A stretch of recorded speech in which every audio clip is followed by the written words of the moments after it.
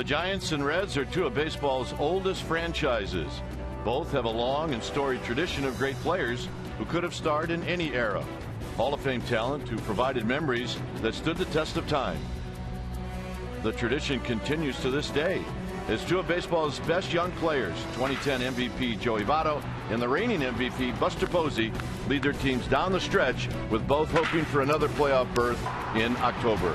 Giants-Reds next.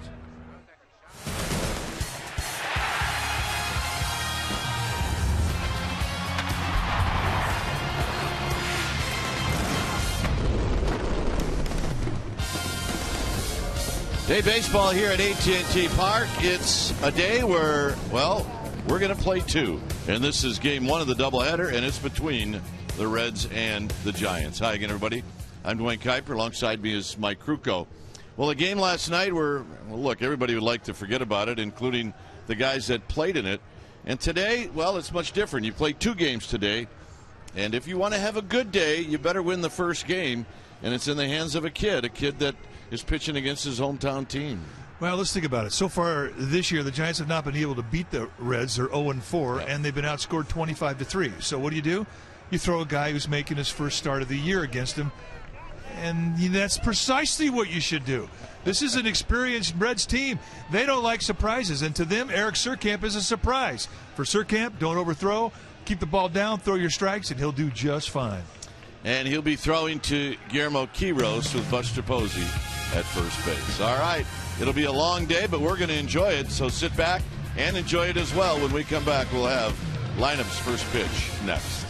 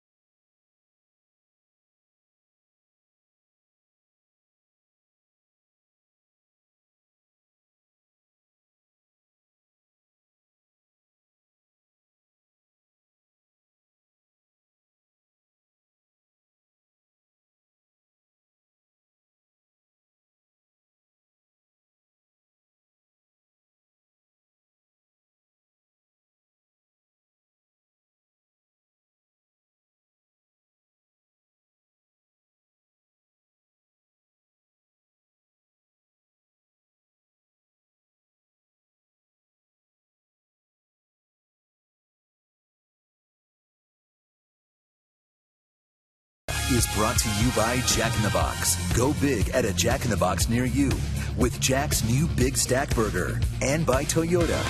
Do the math and save at your local Toyota dealer. Giants have taken the field. We're ready for baseball, a doubleheader. Game time weather is presented by the Santa Cruz Beach Boardwalk. Get to the beach. The admission-free boardwalk is now open daily. 61 degrees here at the yard. We got winds at 13 miles per hour. Humidity is high, and it is partly cloudy. Eric Surkamp will take the mound for the first time this year. And the lineup that he'll be facing looks like this. It'll be Chu in the leadoff spot, then followed by Heise and Joey Votto. Take a look at Votto's numbers on the road. Very good. Phillips, the cleanup hitter. Then it's Jay Bruce, Todd Frazier. Cozart, the shortstop, will hit seventh. Then it's Mesoraco and Zingrani. On the hill today for the Giants will be Eric Surkamp, making his first start at the big league level this year. 6'5", 215-pound left-hander. He is 26 years old, and where is he from? Cincinnati, Ohio. Grew up a Reds fan. 2-0 this year in his rehab starts down in Fresno. When you're right, you're going to see a high 80s fastball that he can spot both sides of the plate. He'll 2- and 4-seam it. He throws a slider, a very good curveball. It's probably his best pitch. He'll also throw a changeup. He's a finesse pitcher, and he has to be on the corners to pitch well. That has always been his strength as he's made his way up through the minor leagues. First pitch of the ball game is on its way, and it's a called strike. 406.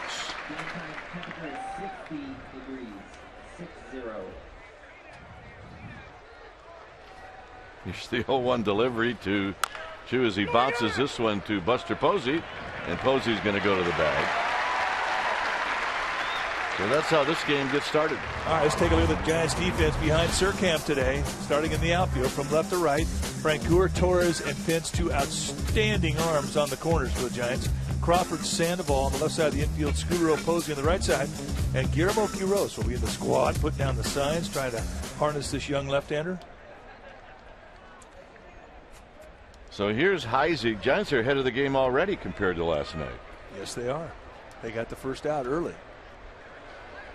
Heise takes down low.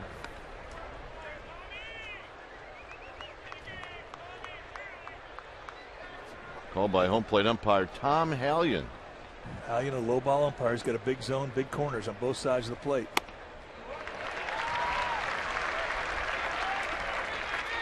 See Cuzzy, Guccione, Culpa from first to third.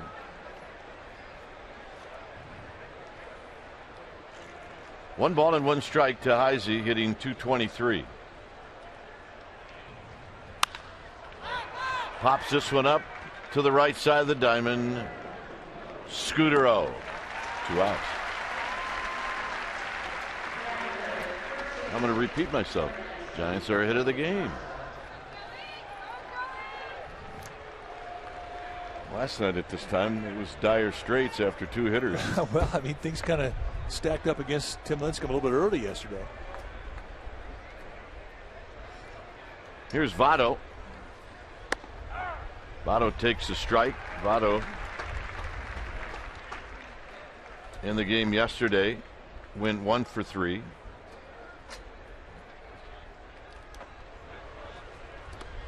And that next pitch is in the dirt. If you were to classify what type of a pitcher Surkamp is, he's a finesse guy. And he just wants to take the sting out of your at bat. He wants you to hit the ball, but not very hard. It's kind of a cross between Barry Zito and Kirk Reeder. It's kind of right in between. A long run for Francoeur. Will he run out of room? He will. Francoeur shading Votto in that direction anyway. So he had plenty of time to get over, greet the fans, say hello to a couple, and then watch it sail out of play. He is a friendly guy. He is an extremely friendly guy. So he will make friends out there very quickly. And if you ask me who's friendlier, Jeff Francoeur or Andres Torres, that would be a toss-up. That's a tie. Here's the 1-2 offering to Votto. And Votto shoots it to Francoeur, and on cue, that'll end the inning. A 9-pitch innings for Eric Surkamp. Coming out is Tony Zingrani.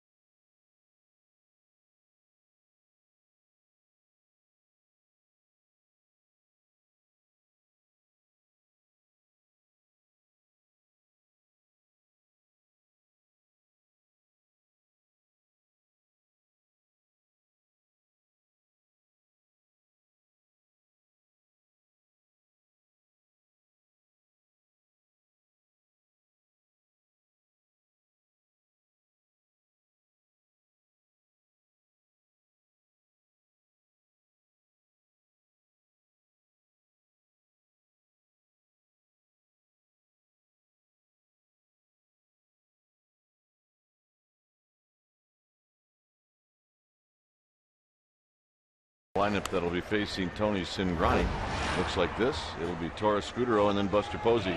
Big numbers against lefties. He did it last year. He's doing it again this year. Sandoval will be the cleanup hitter. Then it's Pence, Francoeur, followed by Kiro 7th, Crawford 8th, and Surkamp 9th. On the hill today for the Reds will be Tony Cingrani, 23-year-old left-hander. He's in his first big league year. In fact, he just turned 24, I beg your pardon. And if you're going to face this guy, you're going to see a lot of pretty good fastballs. Giants saw him in Cincinnati. He went 5 2/3, and he actually pitched pretty well. And he would throw a lot of fastballs, and he's got a good one. It goes low to mid-90s. He's also got a curveball slider and a changeup. But you're going to think fastball off this guy if you're taking your swings off him. More strikeouts than innings pitched. It gives you an idea what type of stuff he has. He really got off to a good start, 3-1 with a low 3 ERA. Cingrani from Evergreen, Illinois. Let's take a look at the defense behind Cingrani today. Starting in the Reds left field, from left to right, it'll be Heisey, Chu, and Bruce. Cozart, Frazier on the left side of the infield, Phillips and Votto on the right side. Mesoraco will be in the squad putting down the signs. You've got great arms across the board in the outfield for these Reds. So here's Andres Torres hitting at 260. And he takes a fastball high. Torres played in the game last night, and he went 1 for 3. Here he takes a strike called by Tom Hellion. Cingrani 3-1, good numbers as Mike mentioned.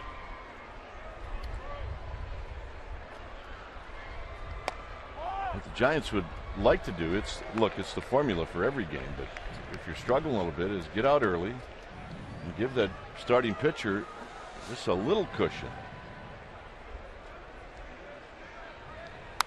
This is fouled out of play. That's a 93-mile-an-hour fastball. And Torres a little late. We saw a lot of late swings on Cingrani's fastball in Cincinnati. And the key with this guy is he elevates his fastball, and he'll do it a lot. You've got to lay out that pitch shoulder, chest high or above. Because it's very difficult to keep that top hand on that high fastball. Let's take a look at his motion. Very quiet step back. This is our X-Mo brought to you by your Toyota dealer, your local Toyota dealer. Classic 3/4 delivery.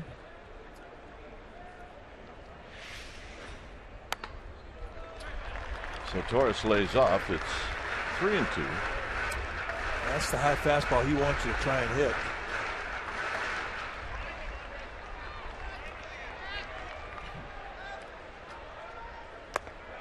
And a walk starts out the bottom of the first for the Giants. A good at bat for Torres.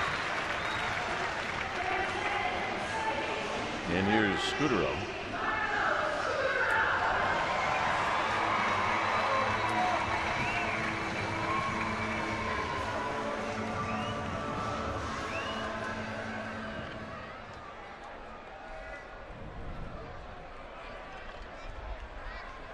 Scudero had 306. 0 for 3 last night. Terrific speed at first, and Andres Torres has got a good lead. He does not go, and Scudero takes one in the dirt, and it's 1 ball and no strikes. An early scud. And Mesoraco going to come out to Cingrani a little bit right now and just say, hey, relax. Look, don't throw any more of those. Yeah, 1 more scud and we're fighting. And a scud is a pitch that hits out in front of home plate. Catchers have no idea what they're going to do. Well, you could see the way Mesoraco went after it. He didn't know which way to turn the glove.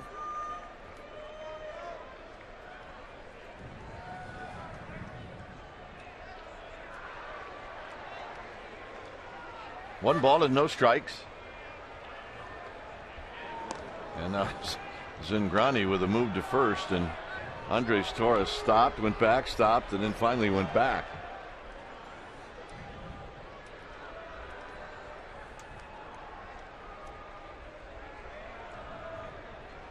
Torres with a pretty good lead, being held on by Votto, and there's another throw to first.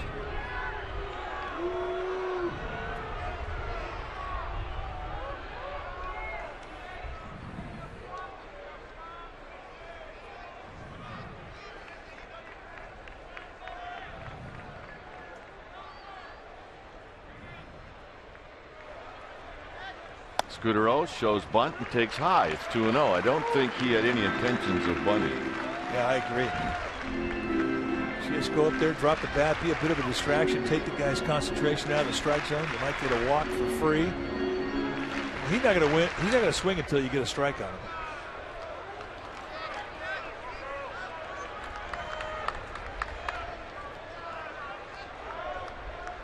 Zingrani gets the sign from Mesoraco. And there's the strike that Mike's talking about. 2 balls and 1 strike. Really just forced that pitcher to have to come in, and he did. Rocking the new sunglasses today.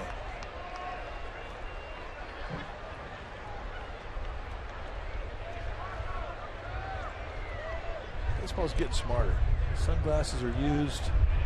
See catchers with sunglasses, umpires with sunglasses, under the mask sunglasses. The eye black, those are stick-ons. I mean, they've been around a while, but it's whatever makes you comfortable, whatever allows you to succeed. Earlier generations, you had rules you had to abide by in regards to sunglasses and eye black. We had one choice. Pitchers didn't have a choice. 3 balls and 1 strike.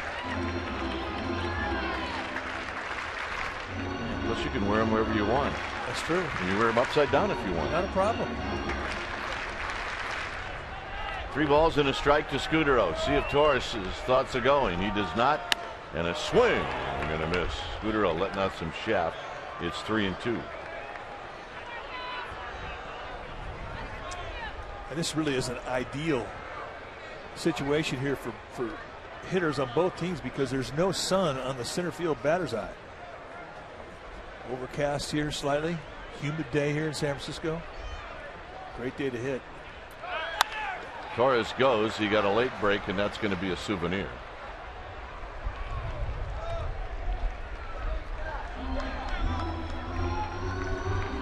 If you're going to get a late break, and Torres is doing that, he really hasn't picked up Zingrani in his move, then you're 100% betting on contact and a good eye at home plate. Because if you swing and miss, or if you take a call third, it's not going to be good at the end of the play.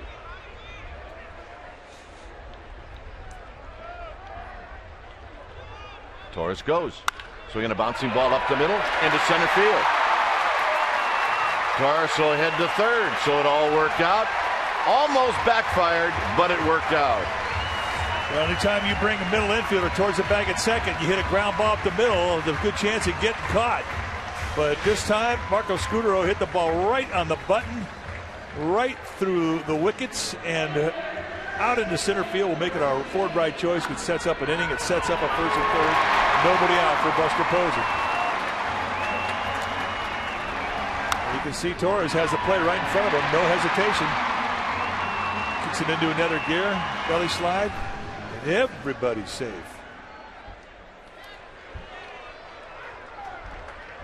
So here's Buster Posey with Pablo Sandoval on deck.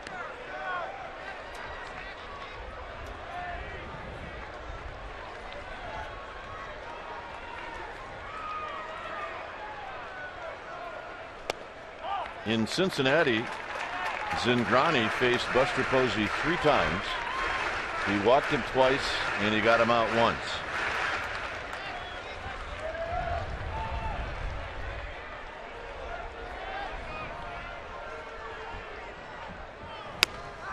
One ball and 1 strike. That's just a flat-out challenge in a 1-0 count. Buster Posey sitting on leverage, looking for something out of the plate hard away. Get a pitch like that, you swing through it. Definitely take a little walk and have a word with yourself. Tip your cap.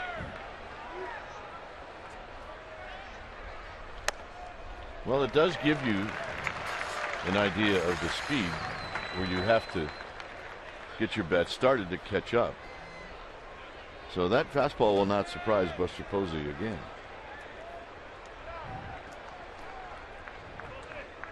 Two and one. And this is lined right at the third baseman, Frazier. Now you're right. He came back with another heater, and he was not surprised. Hit it on the button. Top spin liner right to shoe tops of Frazier.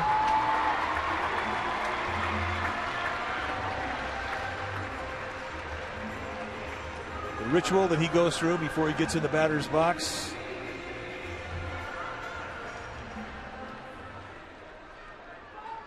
Takes a long look at Tim Flannery. Tell who that little guy's rooting for. Very much into it. Torres at third. Scudero at first. And the first pitch is low. Hunter Pence to follow.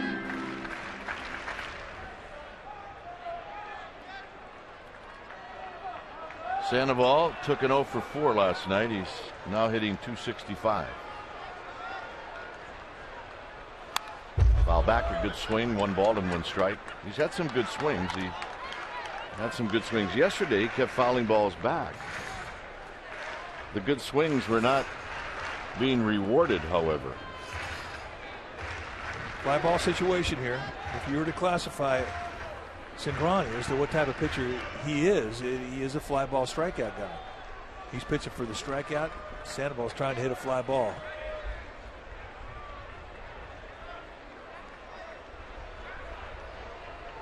The 1-1 to Sandoval. Sandoval drives it into center field. It'll be Chu who will make the catch. Tagging is Torres, and the Giants lead 1-0. Nice at bat.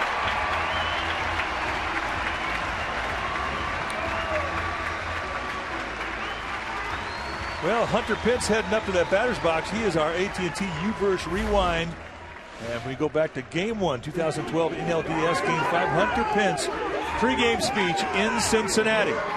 They had come back from the dead, down 2 games in a 5-game series. They tied the series, and this was the day ball game in Cincinnati where they all huddled up around Pence and went out and won a ball game. Here he stands in, hitting .264. In that start against the Giants in Cincinnati, Hunter Pence against Cingrani went 0 for 3. You see the trials and tribulations of Hunter Pence the last 3 weeks, hitting just $159, a couple of home runs, 9 ribeyes.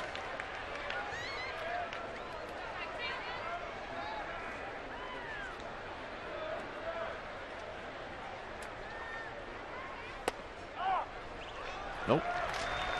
3-0 with Francoeur on deck. Now they turned him loose on a 3-0 count in Game 1 of the series. And they might do it again. And a strike.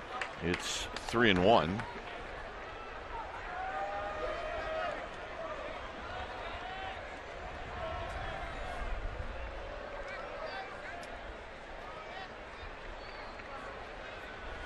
And a line drive right at the diving Cozart, and that'll end the inning. So Zingrani's got the Giants popping up. It's 1-0 Giants.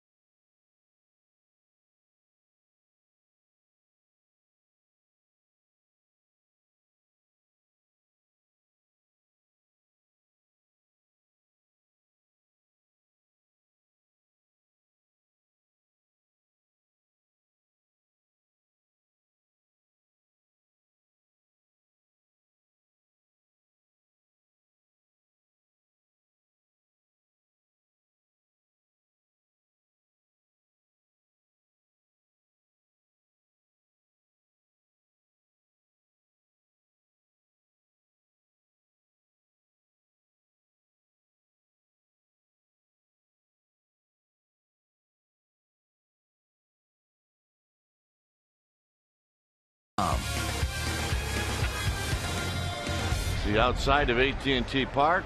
It's 1-0 inside.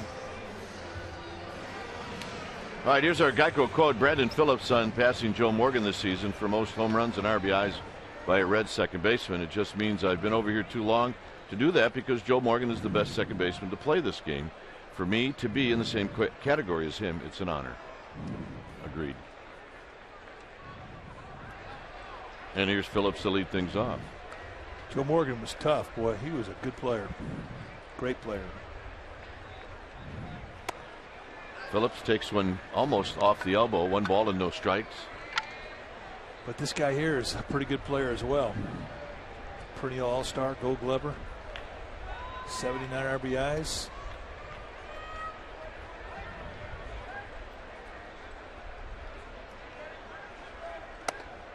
(2-0).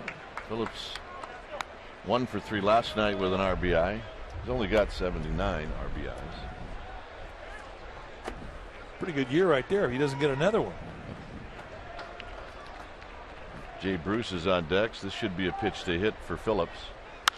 And he drives it to right, but Hunter Pence is there. And Hunter Pence will tiptoe around in right field and make the catch.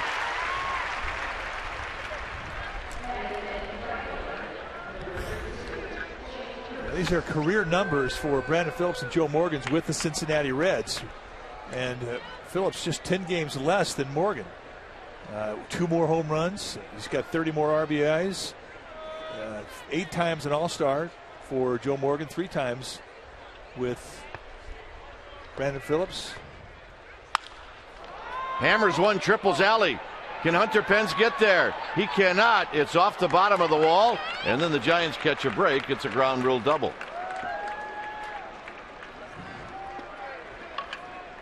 Well, that's the longest double he's probably ever hit.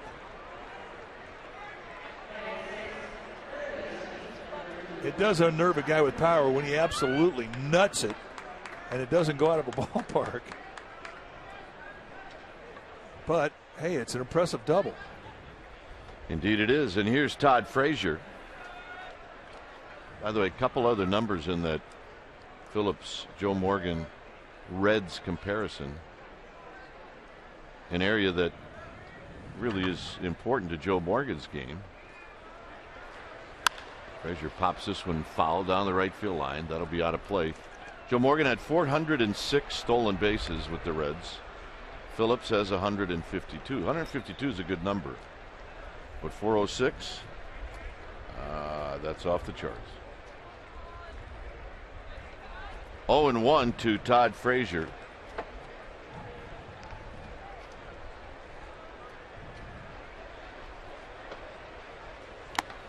Swing and a miss. 0-2. Frazier had the big hit in the first inning last night where he cleared the bases with a double.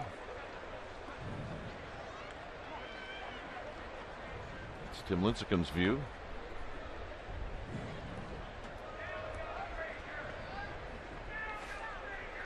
And the 0-2 pitch is high. I'm laughing. One guy yelled, "Down goes Frazier," and 2 or 3 other guys thought that was pretty cute, so they all started to yell it. Well, that's pretty creative. And they all yelled it like it was an original. Like I thought of that. Like it was Howard Cosell. The 1-2 pitch. And that's popped out to right. Who's going to get there? It's going to be nobody. Over to third goes Jay Bruce. At first is Frazier, and it's a base hit.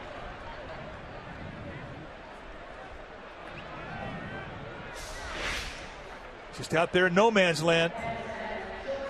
Just slicing away from Scudero. No chance for Hunter Pence. And the Reds catch a break.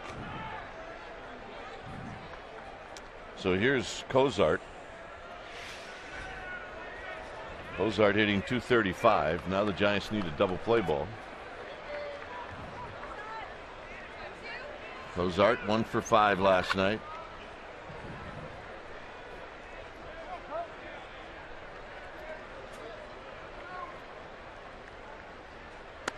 You get a hit like that in game 1 of a doubleheader, and assuming you're going to play both games, you start to think that I'm going to have a big day.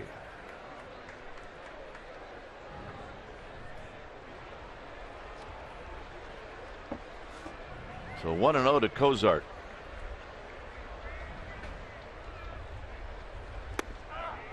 And a strike. 1 ball and 1 strike. Notice out in Triples Alley the vertical line that is out there, and if the ball hits on the left side of the vertical line, that's a home run. If it hits on the right side and caroms into the stand, that's a home run. If it hits on the right side, stays in the ballpark, it's whatever you can get with it.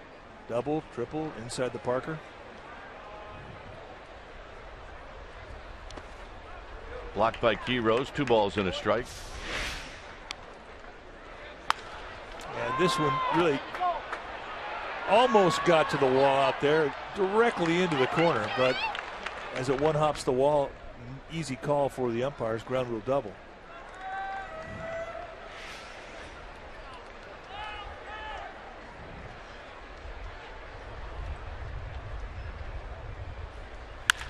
Get on the ground to Crawford under his glove and a base hit.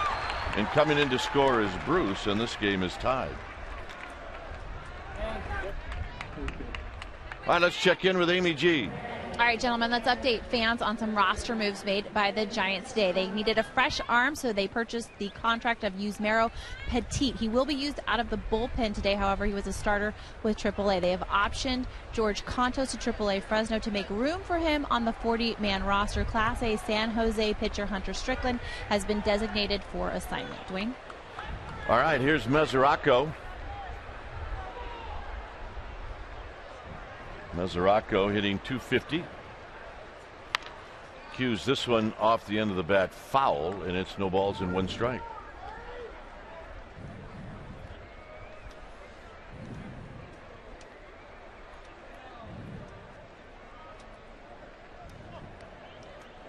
Mesoraco hit his 5th last night off of Lincecum. On deck is the pitcher, Zingrani. 0-1 to the Reds catcher.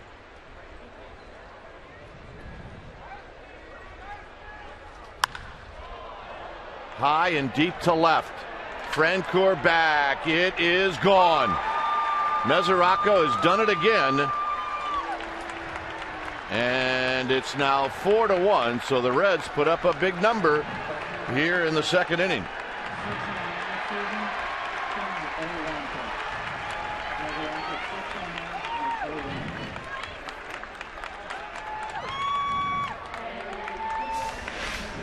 Let's take a look at the location. They want to set that target on the inside corner.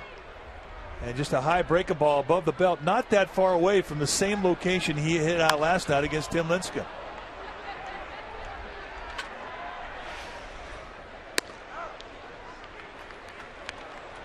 So here's Zingrani. Once again, it's all smiles in the Reds dugout. Zingrani goes the other way, and Francoeur drifts back, and he'll put it away. That happened pretty quick. Well, I mean, you look back at the top of the bottom of the 1st inning with the Giants. They had 2 line outs from Posey and Pence, atom balls. Here in this inning, you get a pop up that can't get caught, and then a ground ball that could have been a double play if it was about a foot closer to Brandon Crawford. I mean, the important thing if you're the Giants is you can't start thinking you're snake bit. You just have to keep having good at bats and try and come back from this deficit. Here's Chu, takes a strike.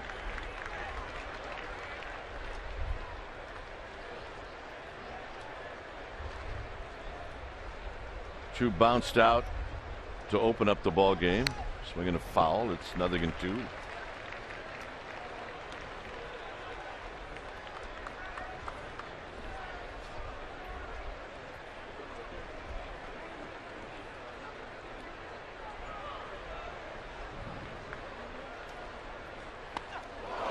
Gets hit on the arm.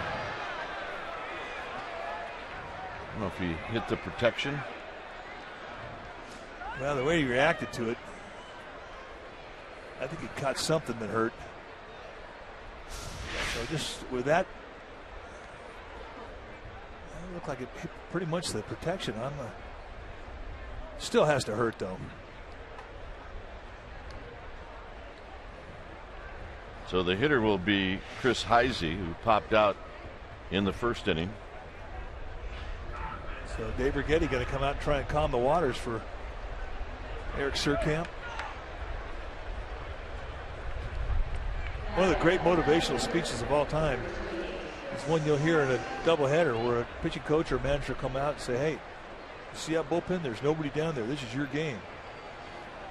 It's amazing what you can do when you think there's no bullpen behind you. So here's Heisey.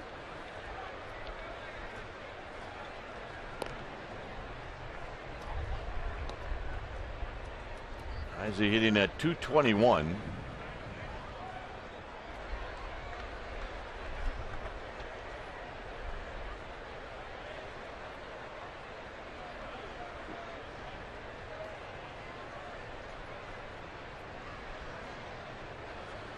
And the pitch is down low. 1 ball and no strikes. Reds have that type of an offense where they can put up a crooked number in a hurry, and they've done it here.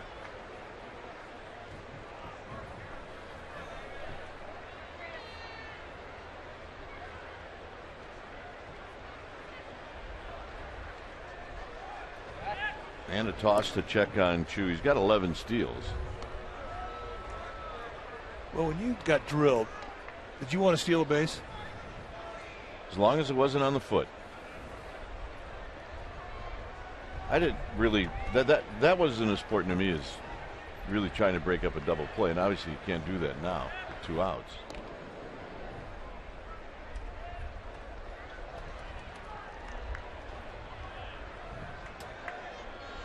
Well, I mean, you could, but it might be frowned upon. Yeah.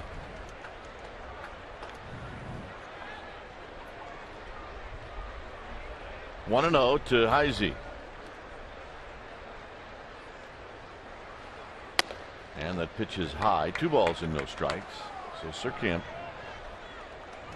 after retiring Zingrani for out number 2, hits Chu, and now he's behind 2-0 to Heisey.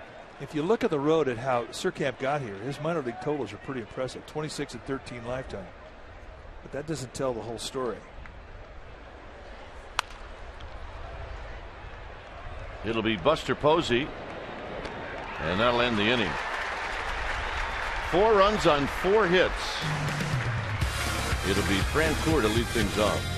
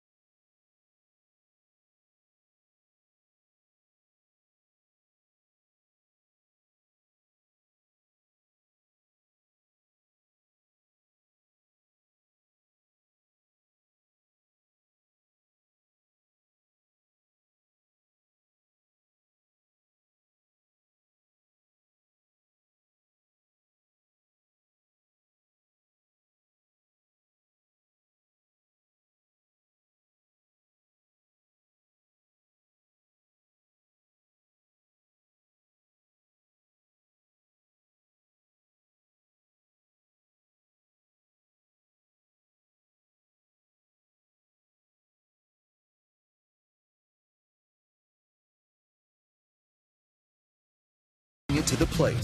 Stop by Eric's and enter to win 40 years of free sandwiches with character. Cubs will be in town for the weekend. The Saturday game's a 6:05 start. Sunday, the 28th, is a 1:05 start. So come on out to the ball game Friday, Saturday, Sunday. Visit sfgiants.com. So here's Francoeur. Francoeur takes a strike, facing Zingrani for the first time ever.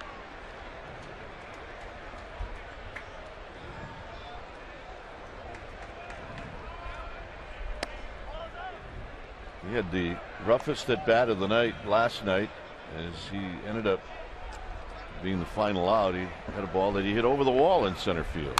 This is foul back. And the young center fielder,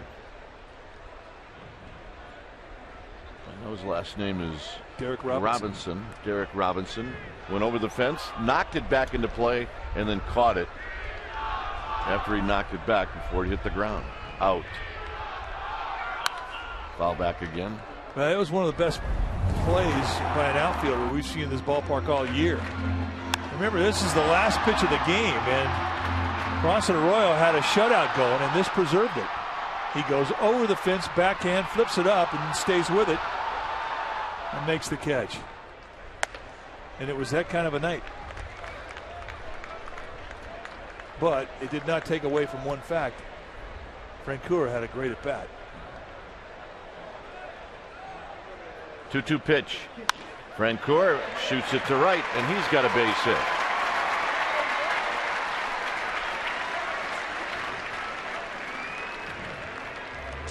And here's Guillermo Quiroz.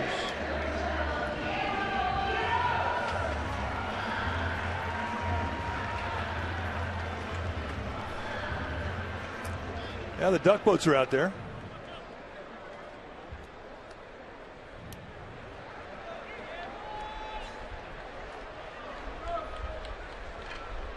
Actually looks pretty quiet and comfortable. Here's Quiroz.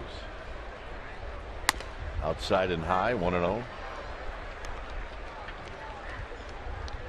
Yes. See the skies. Everybody's pretty pleased if you're a hitter that the sun's not out. Otherwise, the background would be really tough.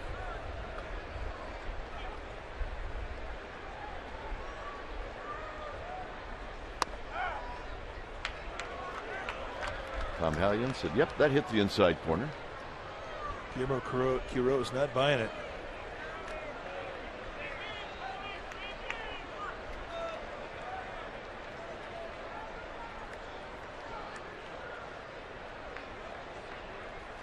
Swing and a miss, 1-2.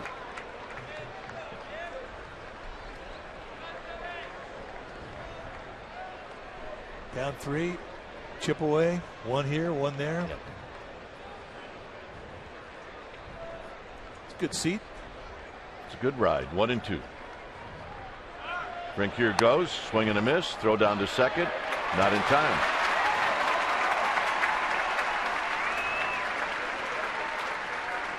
For Francoeur, it's his third. Boy, he had a great jump. And that was the abbreviated release there from Zingrani. As Rocco hurrying the throw, missed high with it, but it really wasn't going to make a difference. Francoeur stole that off of Zingrani.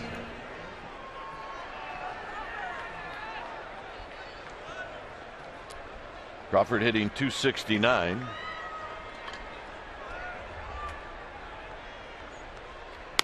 And he takes a strike on the outside corner.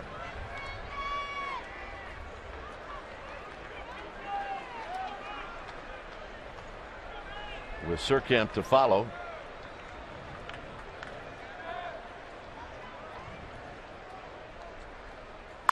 On the ground to second, where Phillips charges and throws out Crawford.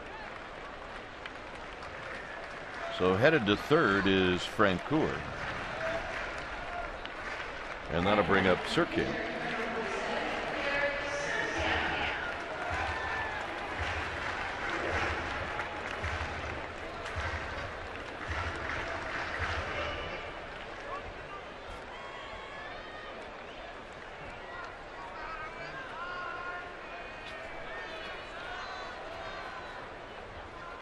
Surkamp fouls this one. It looks like it's playable for Frazier. And that'll end the inning. No runs, a hit, one left after 2. 4-1 Cincinnati.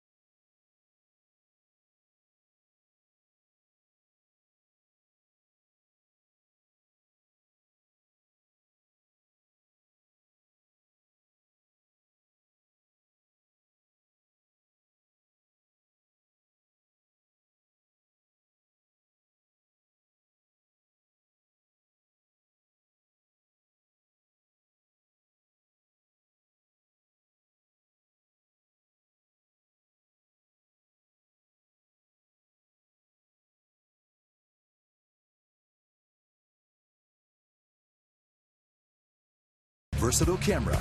Go pro. Be a hero. Reds with a 4-run second inning. They lead the Giants 4-1.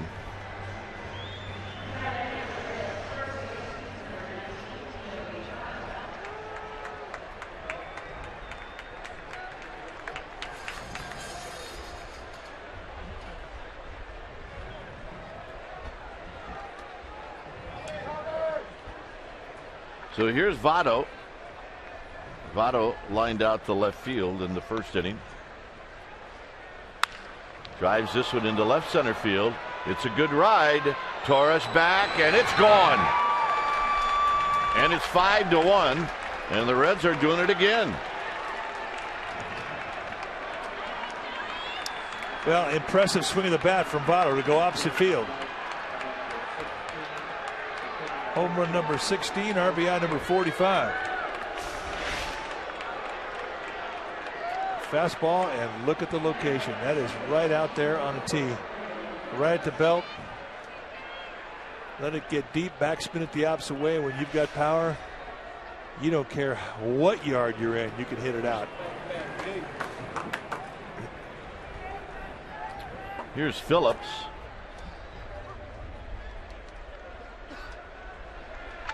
Phillips hit a fly ball to right field in the second.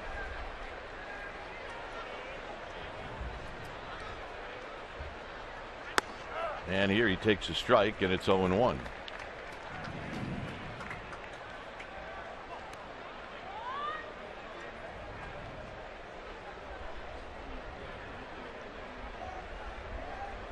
Jay Bruce is on deck. That's bounced foul.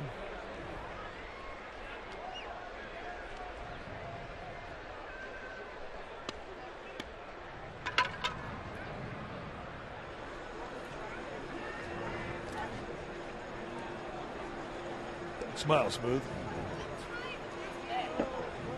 There's Sammer, who's on the rover today. By the way, does not do autograph pictures. Sammer. Always smiling. Smile for your photo. Pretty 1-2. Cool.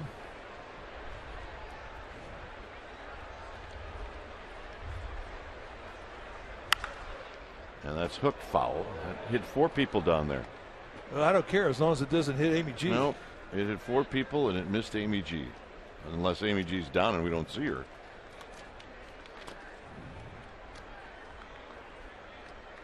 Oh, she's not. She anticipated that one.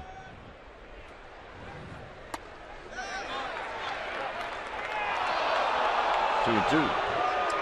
Quinn Wolcott, the first base umpire, not quite getting the memo on double headers. Did he go? Oh, come on, Quinn. Killing the drill. He hits it. It's out of here.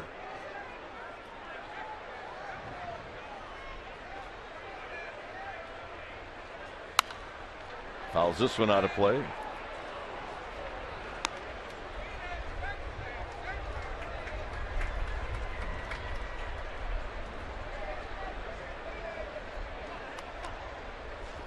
Yeah, buddies.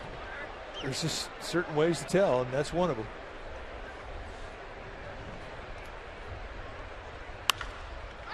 Popped up.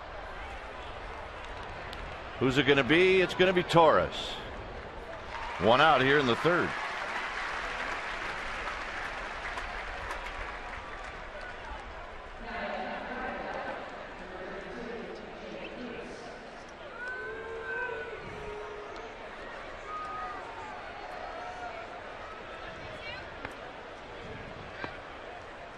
Here's Jay Bruce, who hit the ground rule double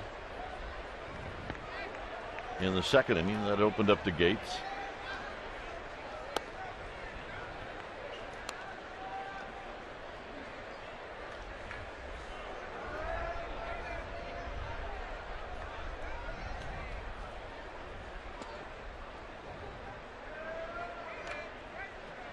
And a strike to Jay Bruce. Talking about the lifetime statistics of Surkamp in the minor leagues last inning. 26 and 13, 2.85 ERA, and in 398 innings pitched, he struck out 470. So he's got a good pedigree of professional baseball. He missed all of last year with an elbow injury, had Tommy John surgery.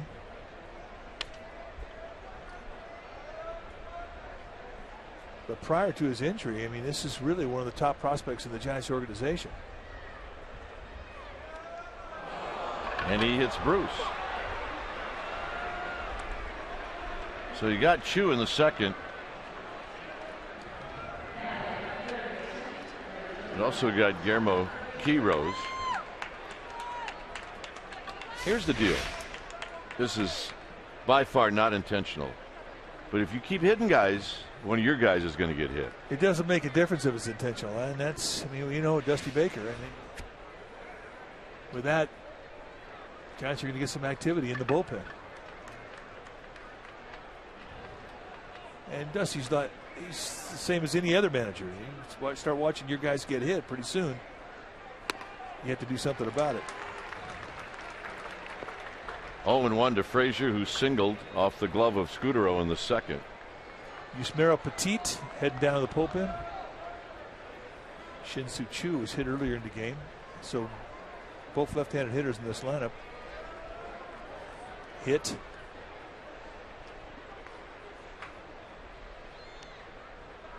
Bruce goes, and Quiroz has no shot.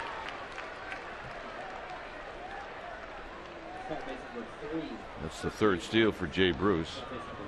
Surkamp really did not give Quiroz any chance at all.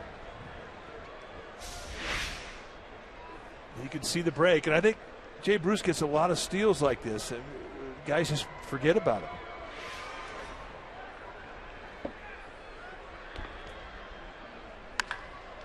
Hooked down the left field line. It is a fair ball off the top of the wall. The throw into second is going to be perfect. Out is Frazier. Coming in to score is Jay Bruce, and it's 6-1. You talk about really the best assist arm in all of baseball, and since 2008, it's been Jeff Francoeur. He's got an absolute cannon. He plays this thing like he's been here for the last 4 years. Perfect 1-2 hops, gets up and throws a bullet to Scudero. And Frazier just says, bad idea. Frazier says single RBI.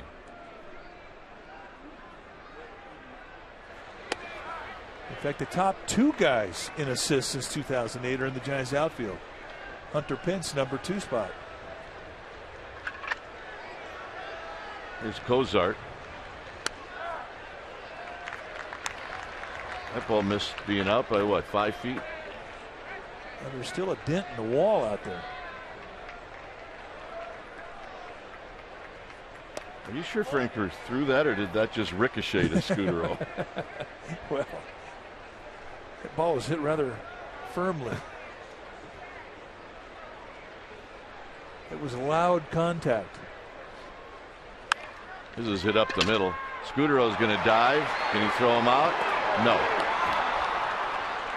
As Cozart beats it out. All right, how close was it to going out? Close. Well, if 5 feet, it would have been a monster home run. Needed another foot. So here's Mesoraco.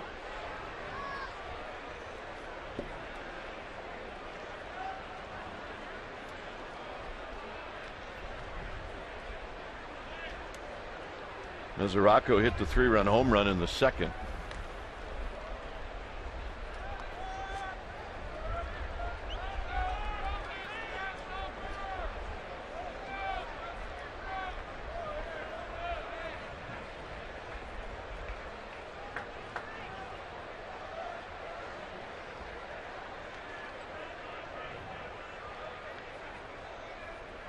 Swing and a foul.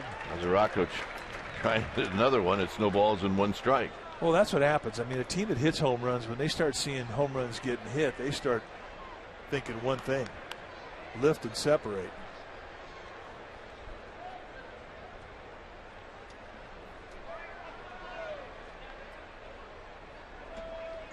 Mesoraco from Punxsutawney, Pennsylvania.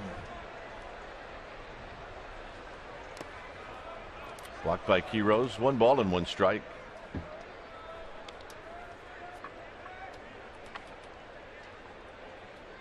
Four in the second, 2 here in the third.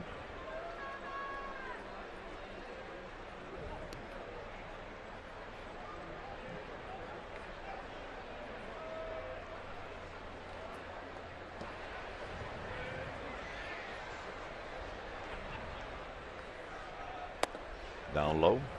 Change up, not a bad idea.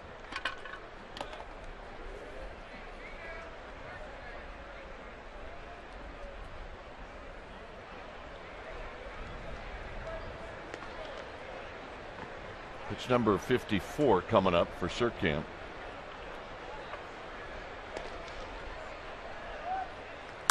And that's a base hit into center field. Mesoraco really enjoying the friendly confines of AT&T here. A 3-hit night last night, today rather, 2 hits with a 3-run homer.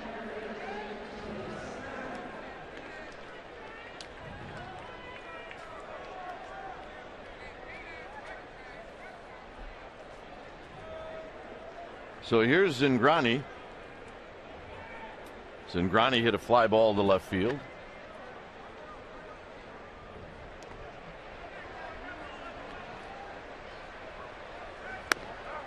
And a strike as Surkamp hits the outside corner. Zingrani's a pretty good hitter.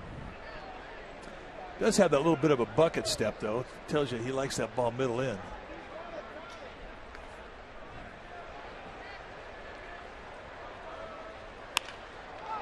And Crawford can't get it. That's a base hit. And coming around second is Cozart. He's going to score. And it's now 7-1. And that's it. Bruce Bochy can't wait any longer.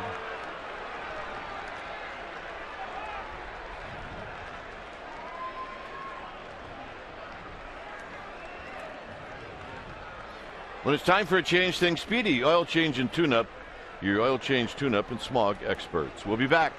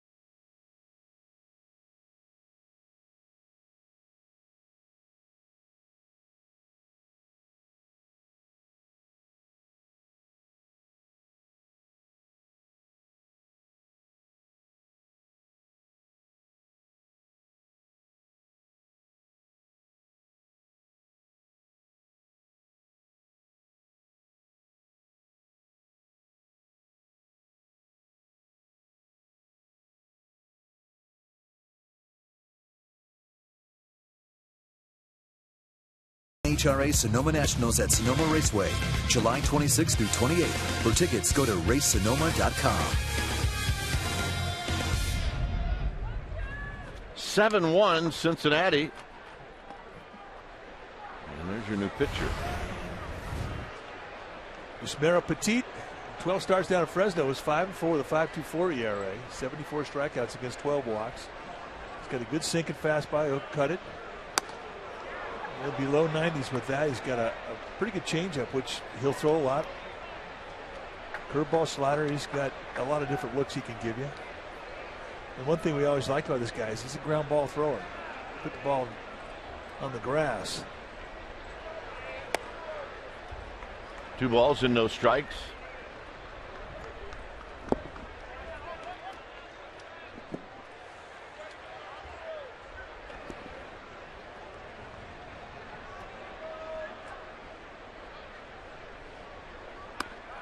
And he comes in with a strike at the knees. 2-1.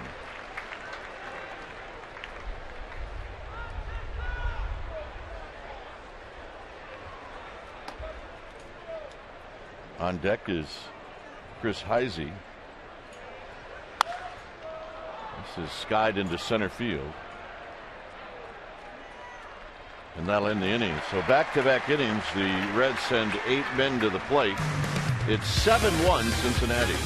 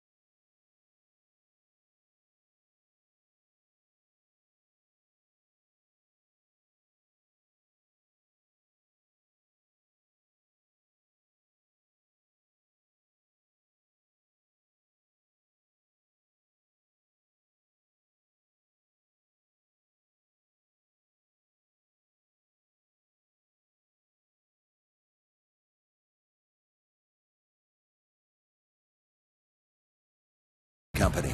Not just any solar company, the solar company. All right, on Friday, July 26th, it's social media night here at AT&T Park. Your special event package includes a ticket. You get the pregame party. You get a collector's edition Marco Scudero rain globe depicting the final moments of Game 7 of the NLCS against the Cardinals. Here's what you do. You go to sfgiants.com/special events, social media night. There's Mike Muldowney. He's a social magnet right there. He is. You ever seen him socially? One-man Wolfpack. It is quite the scene. Kind of like all the friends he's got hanging around him right there. Yep. He's got 2 guys, and they don't even know his name, but they're buddies. It's the Wild Bunch.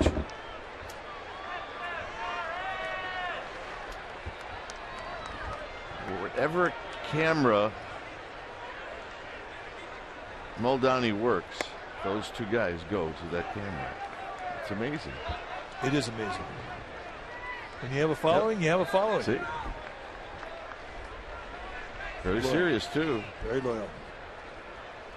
Torres takes a breaking ball for a strike.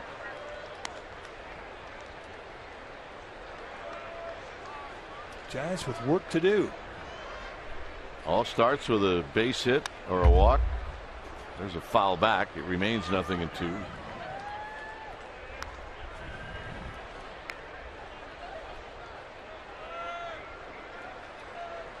No balls and 2 strikes. Down low. Sator's making him work. The Dodgers are playing right now against the Blue Jays. Toronto is leading that game 2-0. That game in the 4th.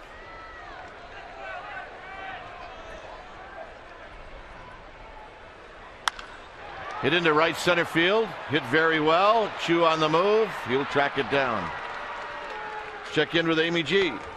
Dwayne and Mike, you were talking earlier about what a nice guy Jeff Francoeur is, and now fans can find out themselves. Check it out, csnbarrie.com. It's an Amy G's Giants exclusive. I sat down with Jeff today. We talk about what it's like to get AT&T'd as a San Francisco Giant, what happened to him last night, and we talk about what went into his decision to become a San Francisco Giant, and he is a nice guy. csnbarrie.com, Amy G's Giants exclusive with Frenchie. Guys?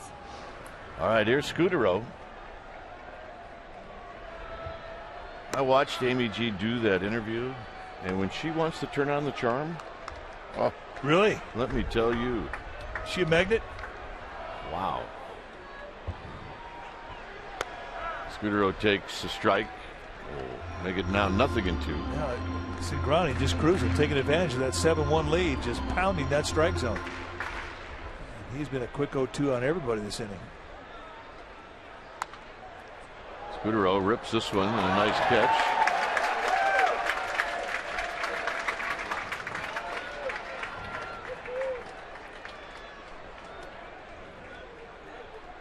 Giants need a couple of bloops and then a blast to get back into this one.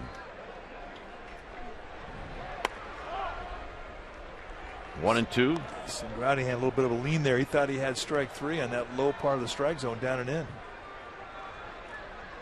It is a big strike zone with Tom Hallion. He's pitcher friendly.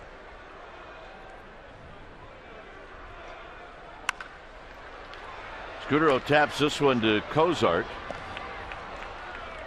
2 outs. And here's Buster Posey.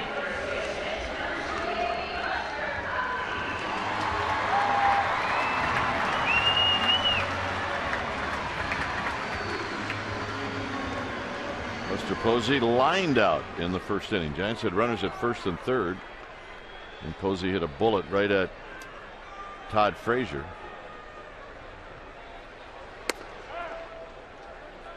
First pitch strike. Sandoval to follow. A couple of Posey fans. I read the other day the #1 selling jersey in the country, baseball jersey, is the Buster Posey jersey. Another quick 0-2. That's a good one to have. MVP, batting champion, 2-time world champion. He has accomplished a lot in his young career. Posey fan there. Comeback player. Comeback player of the year, rookie of the year.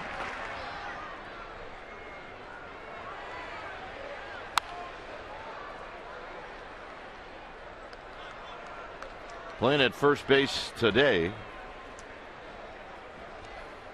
And will be behind the dish catching Barry Zito for the second game.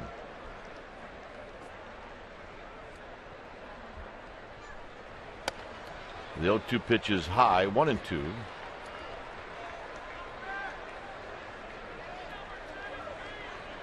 Now you mentioned the 2 innings in a row where the Reds put 8 hitters up. When those are long innings for your defense, you're talking about a doubleheader day.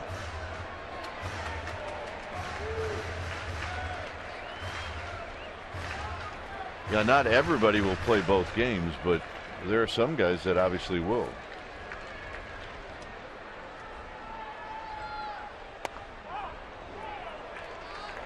Again, Cingrani had a little bit of a lean on a 2-strike pitch he thought was in the zone.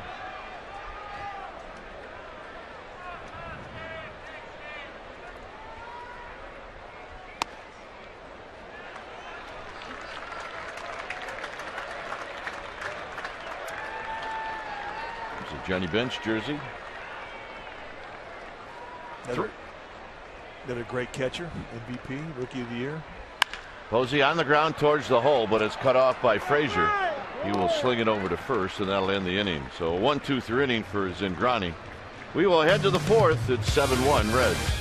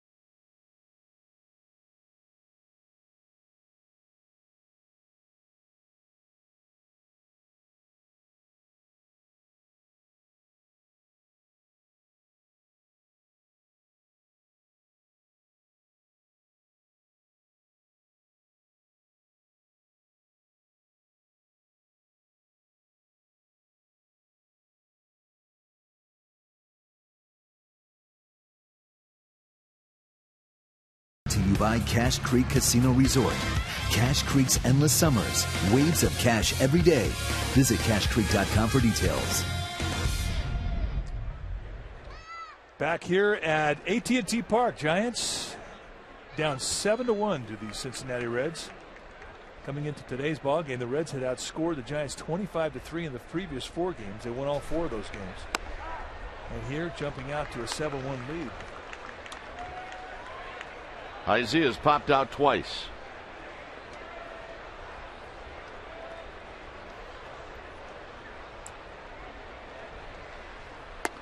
Next pitch is down low. 1 ball and 1 strike. Say hey Tuesday doubleheader, double the fun.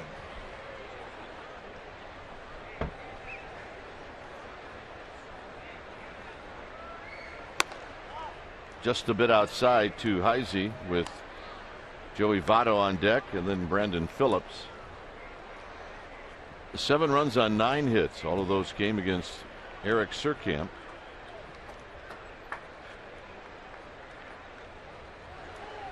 This is hit sharply up the middle, and that's a base hit. So Heisey joins the hit parade. Everybody, with the exception of Brandon Phillips and Shin-Soo Choo, with base hits now in the Reds lineup. But right now we are going to ask our AT&T trivia question. If you think you know the answer, tweet it to CSN Giants. Question today: name the only 2 active managers with more career wins than Bruce Bochy. Here's Votto. Votto takes a strike. He's lined out to left and he's homered.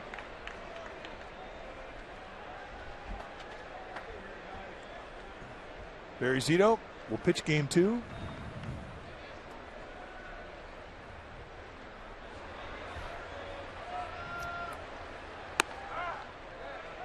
So a quick 2-pitch sequence to Joey Votto. Votto takes a lot of pitches. He can care less whether he's 0-2 or 2-2.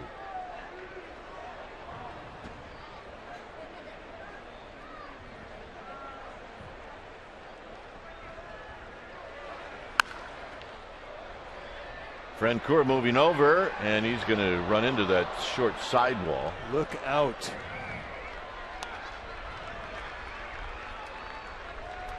He is not afraid to challenge a wall, and Giants fans will find that out watching him play. Very aggressive, especially to the sidelines. Look out. I mean, he thought he had a chance to catch this thing right to the very end.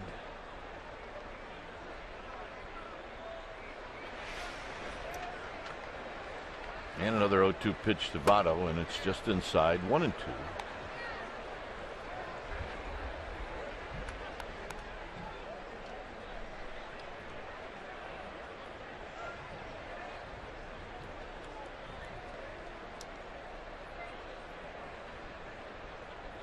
The hit by Heisey, the 10th in the game for the Reds. And Votto is down swinging. Nice breaking ball. It's important when you're coming into a game to find that confidence early, and it's especially important for a young pitcher. This is Petit's debut here in the 2013 season. Had been a starter down at Fresno.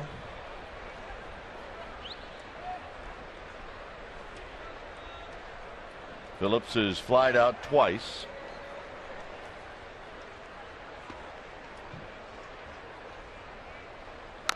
And this is cued off the end of the bat to Jay Bruce in the on-deck circle.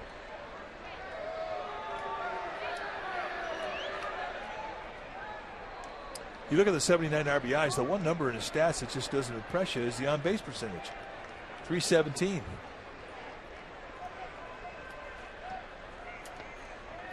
He's a swinger, he's not a walker. Fouls it back, 0-2. 366 at bats this year, 25 walks.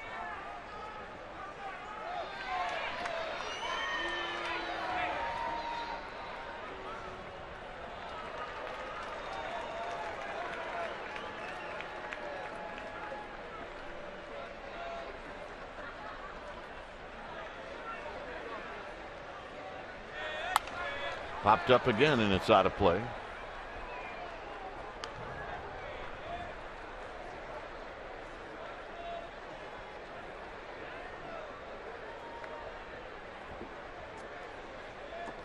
So a pretty good battle right now between Petit and Brandon Phillips.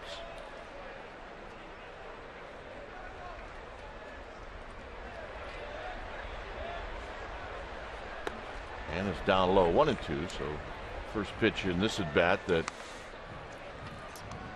Phillips took.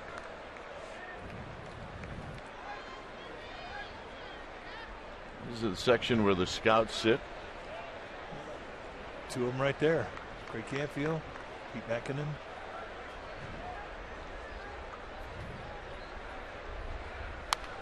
Phillips again fouls it back. Shooty Babbitt on your right.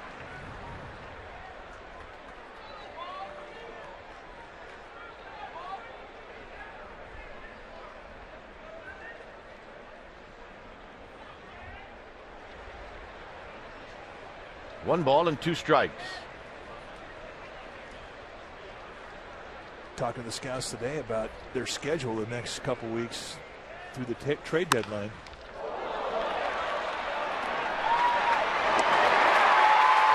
How about that? We'll pick up on that when we come back as Petit turns a double play with Brandon Crawford.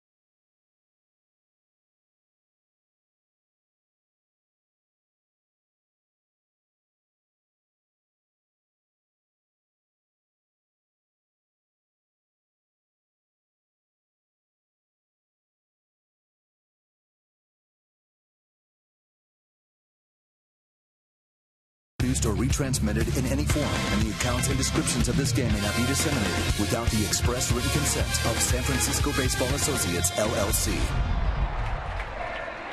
All right, time now to ask and answer our AT&T trivia question. The question today: name the only 2 active managers with more career wins than Bruce Bochy. Survey said Jim Leyland and Dusty Baker. Connie Mack leads the pack with 3,731 wins as the manager. John McCraw, the Giants legend, in second place. Tony La Russa, the top 3. Bobby Cox, Joe Torre, Dusty Baker 16th. Bruce Bochy right on his tail. And he's one more for 1,500. So here's Sandoval. Sandoval with a sacrifice fly.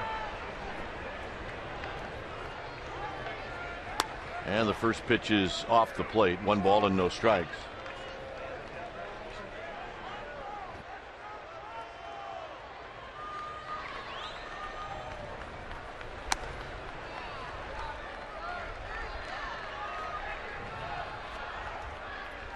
Pence to follow.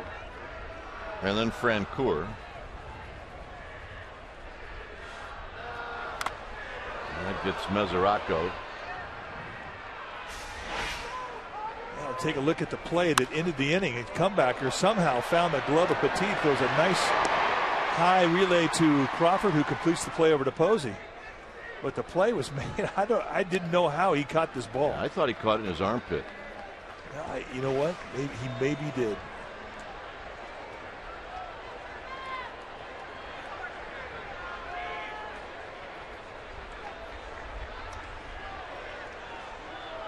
The 2-1 to Sandoval.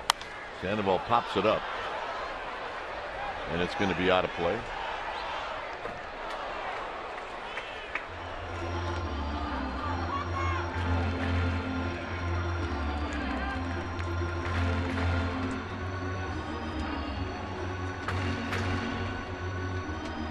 The magic of a foul ball never ceases to entertain. Even in a 7-1 ball game.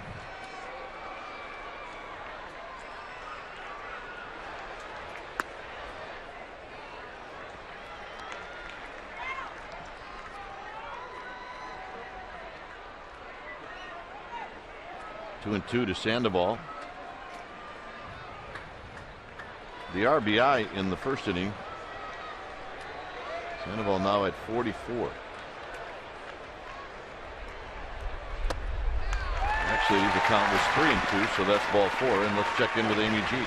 All right, gentlemen, today's doubleheader marks the 6th in AT&T Park history, but it is the first time the Giants have made up a road game here at home. Now, there's still some confusion out there as to why the Giants are in their home unis in this first game. Here is the official rule from Major League Baseball. It reads, when a rescheduled game is part of a doubleheader, the rescheduled game shall be the second game, and the first game shall be the regularly scheduled game for that date. Therefore, the Giants will be wearing their road grays in the second game today. Guys? I don't know. Makes perfect sense to me. Perfect sense to me. Pence lined out to Cozart in the first. There is one side note to that, and that is on the stat sheet, it's going to be a home game. So at the end of the year, the Giants will have had 82 home dates. Which is very odd. You got one of those? Yes, I do. Pence pops this one back and out of play. It's times like these where you appreciate it. Yep. Indeed. No complaints.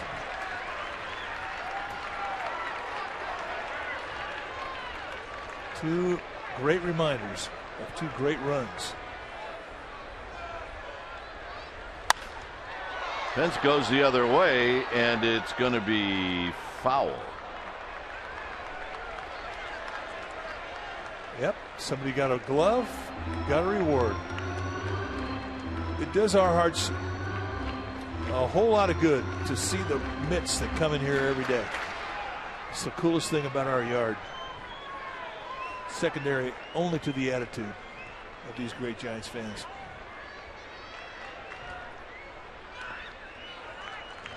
Blocked by Mesoraco, and it's 2-2.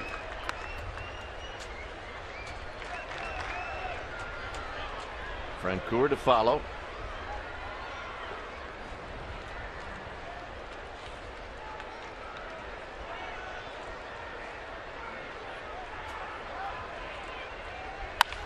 And a base hit to left field.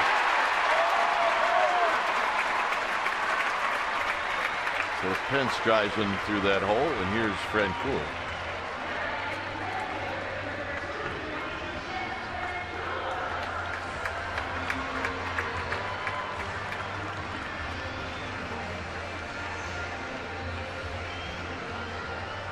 Francoeur lined a single to right field in the second inning.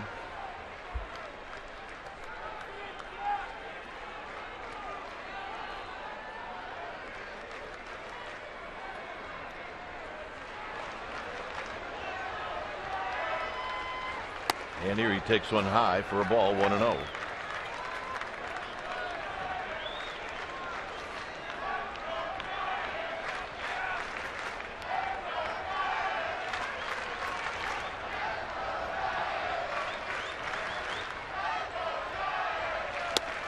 Not close. 2 balls and no strikes.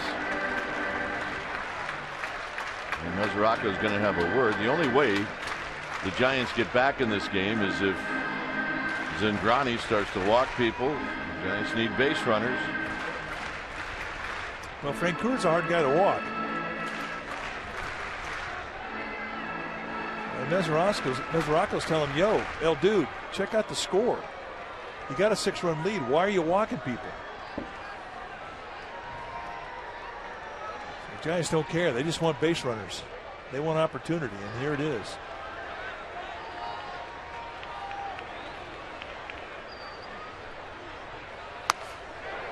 And a challenge and a swing and a miss. 2 balls and 1 strike.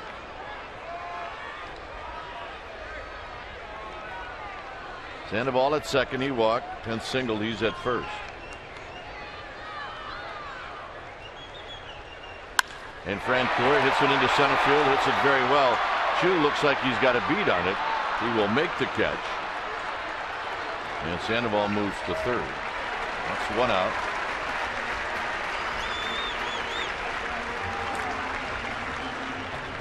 Here's Guillermo Quiroz. Yeah, 2-1 count. He gives it a good ride. But Chu with an excellent jump goes back, gobbles it up. So it turns out to be a productive out as Sandoval moves up to third.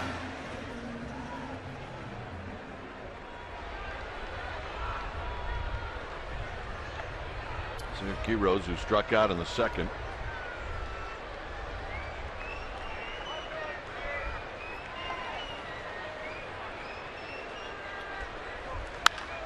Hit out to right field. Moving back is Bruce. Tagging is Sandoval. He's going to score, and it's 7-2.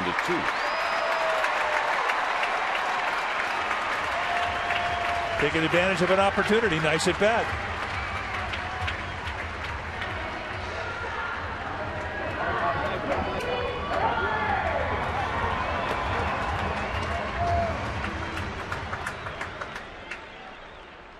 Here's Crawford. Crawford's 0 for 1.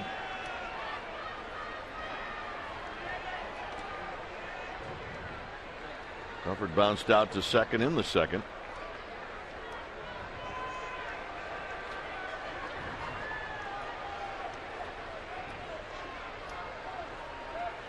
And Pence scoots back.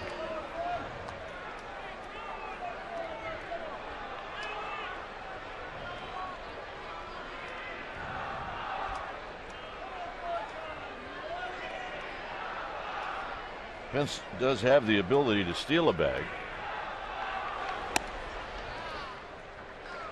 He's got 14. He hasn't been thrown out. I mean, you do put yourself in scoring position, but if you get thrown out in a 7-2 ball game, man, you just can't do that. Yeah.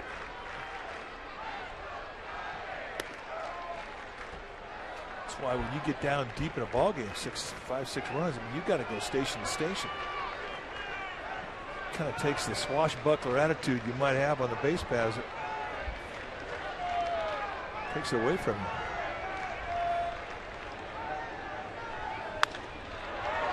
High to right field and deep. Bruce back, and Bruce will put it away to end the inning. As Crawford just got underneath it, and it's 7-2 Cincinnati.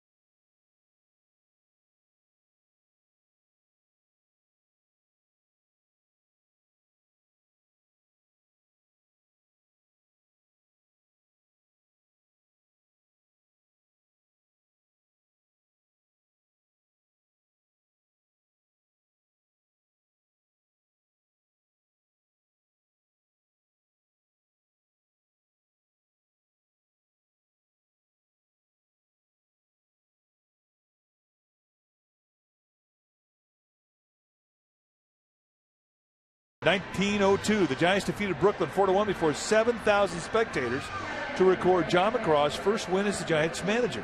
McGraw would manage the Giants until 1932, winning 3 World Series titles. So here's Petit. Petit will face Jay Bruce. Then Todd Frazier and Zach Cozart. Swing and a miss, no balls and 1 strike.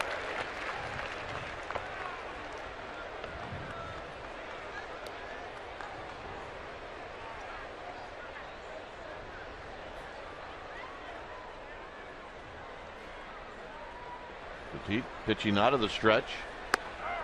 Throws another strike to Bruce. The next 4 hitters have not made an out in this game. Frazier has made an out, but that was running the bases. Every time they've come up, they've reached. 1-2. Not meant to scare you, but just factual. Just the facts, man.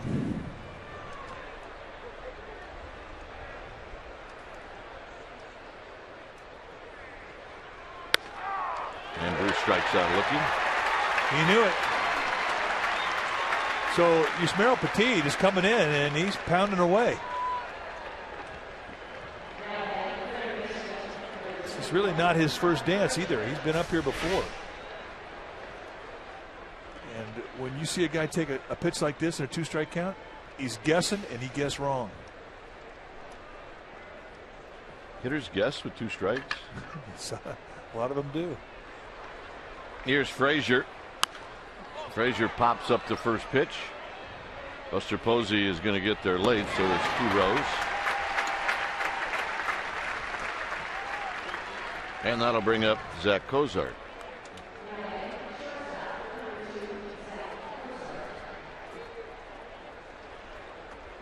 One nice thing about Yusmeiro Petit is you don't have to worry about his pitch count. He's been a starter all year down in Fresno, so he's got 100 pitches in his arm.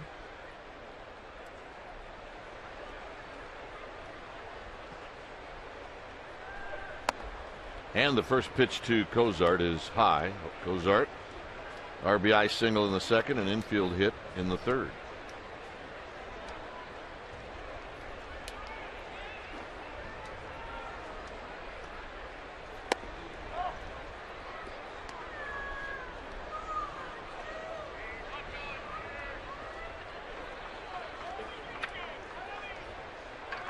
Petit, who works pretty quick, gets the ball, looks in, gets the sign, and throws.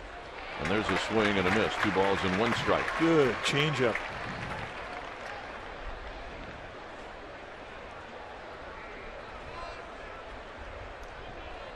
The last appearance that Petit had was last year after the Giants clinched the National League West.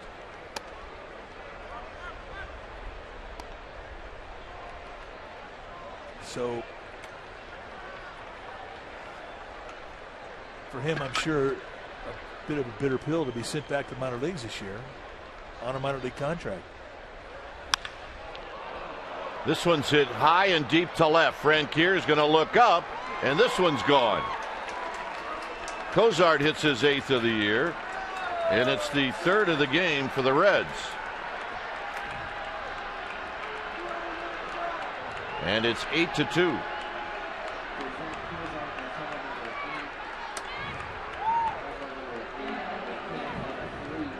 Well, you said it last night, and the same story holds true for today's ball game. The Reds are making AT&T look like Great American Ballpark. And Great American Ballpark's a bandbox. It's a home run haven. They're getting good location pitches, and they're not missing them.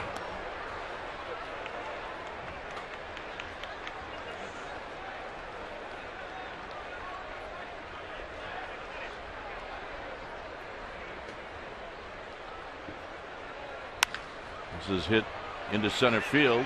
Torres is going to come in, and Mesoraco's got the wand going right now. That's his 3rd hit. In the last 4 spots in the Reds lineup, they have 9 hits. 2 by Todd Frazier, the 6th place hitter. 3 by Cozart, the 7th place hitter. 3 by Mesoraco, the 8th place hitter. And Cingrani, the pitchers, have got a 1-for-2 going.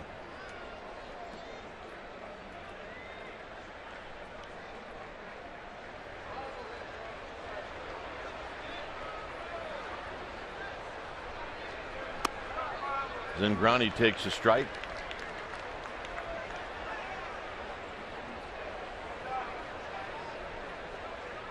Cingrani against Surkamp singled in a run in the 3rd.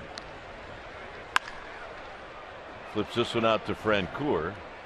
And that'll end the inning. A run on the home run by Cozart.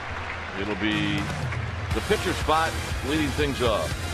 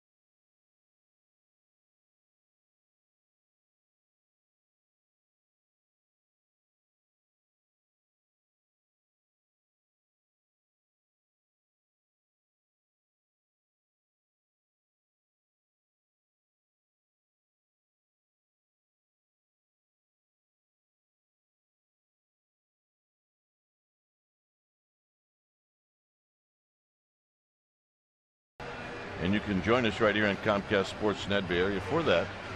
It'll be Barry Zito against Craig Reynolds. Zito making his 20th start. The numbers for Reynolds at AAA.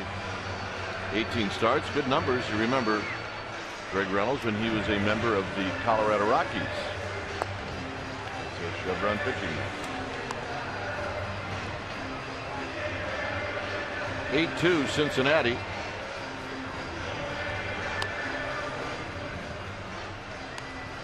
And Zingrani will be facing Petit and then the top of the order.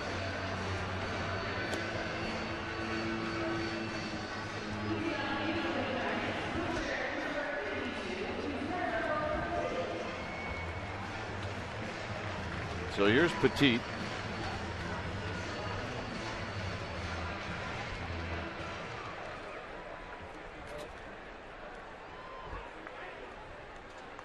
Zingrani is walked to, and they both scored. As Petit takes a strike. The next pitch for Zingrani will be his 80th. He's working a quick pace with this 6-run lead. I see a lot of these Reds pitchers work that same pace. Watched it last night with Bronson Arroyo. And he was a get it and go mode. I mean, he's been that way his whole career.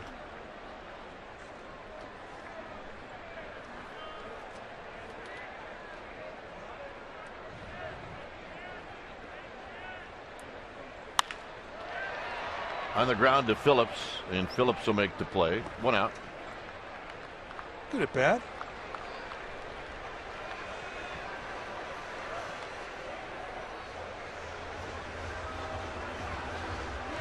So here's Torres.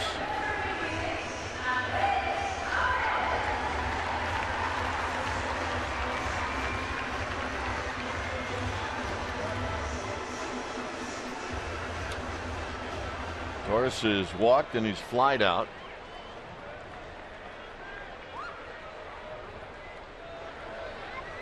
Swing ain't gonna miss. No balls and 1 strike. Remember, game 2 of this doubleheader will start very shortly after the end of the first game.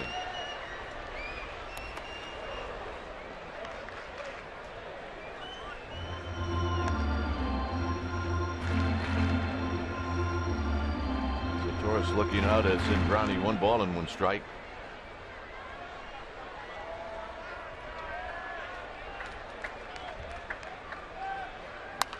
Foul out of play. 1-2.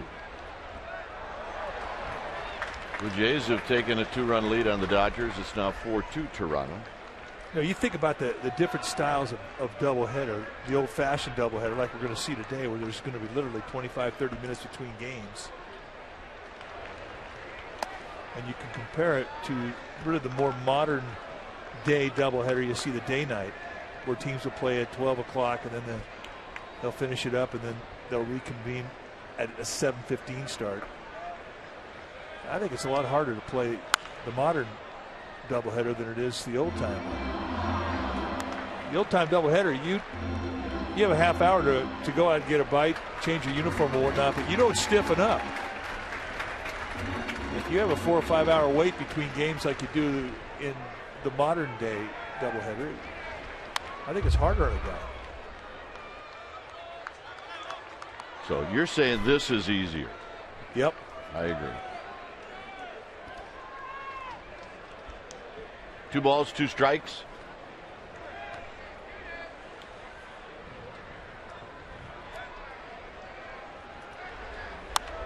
And another pop-up out of play.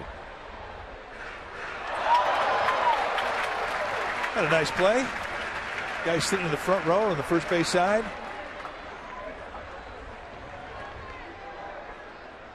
Right next to a bunch of gamer babes that had their mitts. Hit out to right field for Jay Bruce. Zingrani forcing Torres to hit it the other way. 2 outs.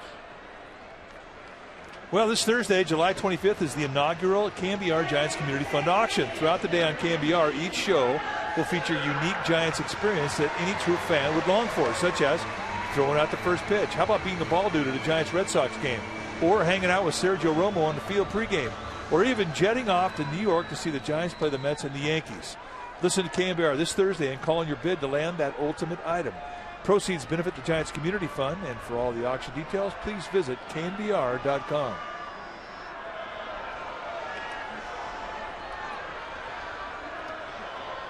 Scudero shoots this one up the middle for a base hit.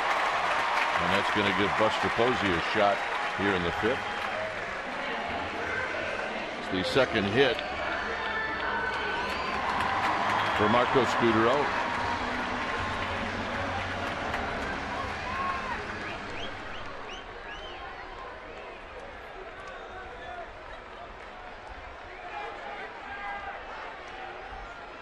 Yep. There's a true heart right there. He's got the walk. He's got the lid. That's what he's got. I had that same walk going about 2 nights ago.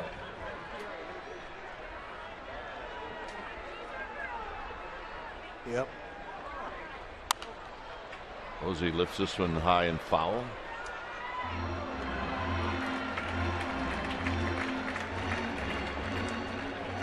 What do you figure that guy's about 16 months, 18 months, somewhere in that slot? Yep.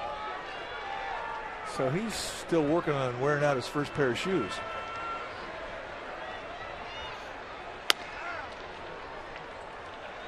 .92 knee-high on the block.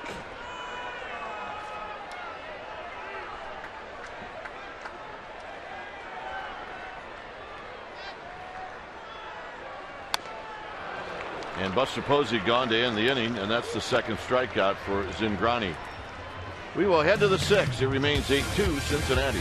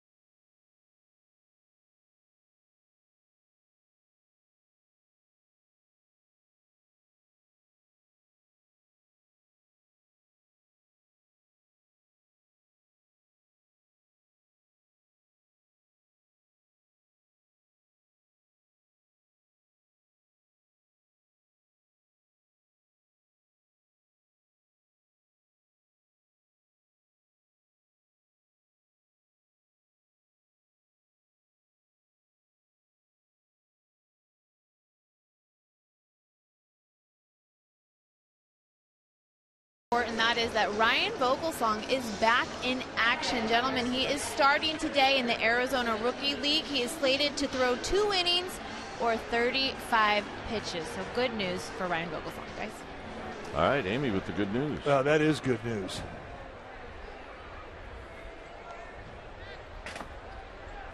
I think they missed his starts. Yes, they have. I've missed that game face of his. Here's Chu. Chu is 0 for 2. Strike at the knees. Chu, Heisey, Votto. 6th inning.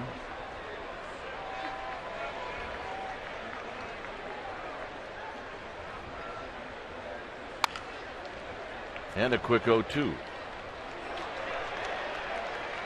All right, our ball dude with some action. Geraldo Rodriguez brought his own pad. Veteran.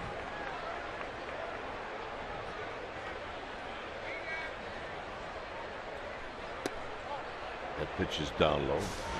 I'm saying the ball caught him. What do you think? I got it. Whoa! I'm saying a pretty good pick, but that glove was about. You could tarp the infield with that glove. That's a big one. She was out swinging.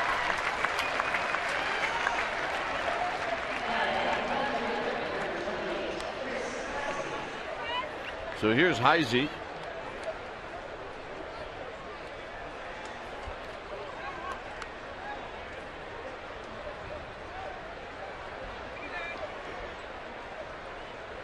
Heisey singled in the fourth. He's 1 for 3, popped out twice.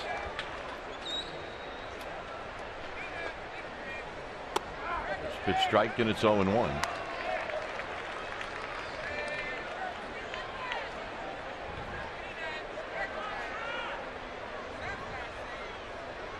All right, this little guy's got.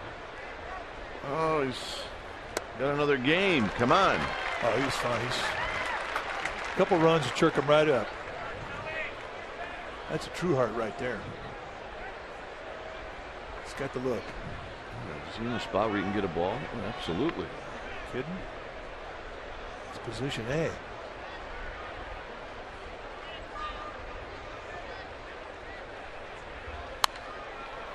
Whistled right in front of us.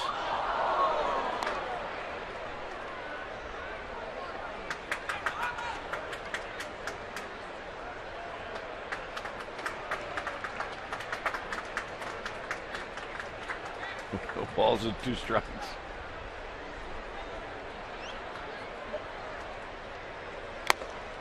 Got him. Check him out with a hanger. Sometimes whatever works.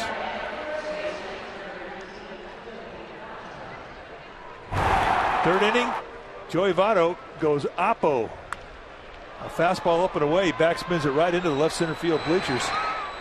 Votto with a 382 sign. Impressive swing of the bat.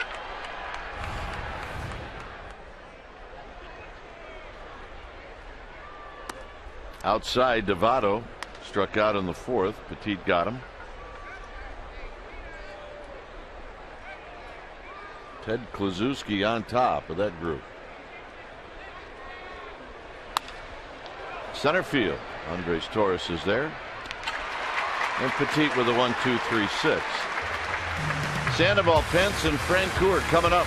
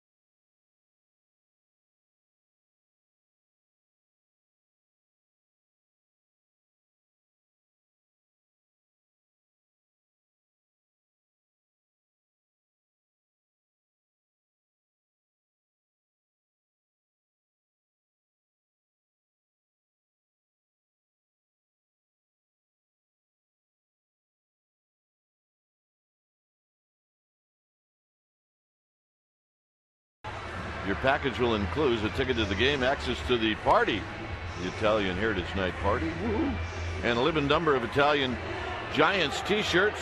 For tickets, call 415-972-2298.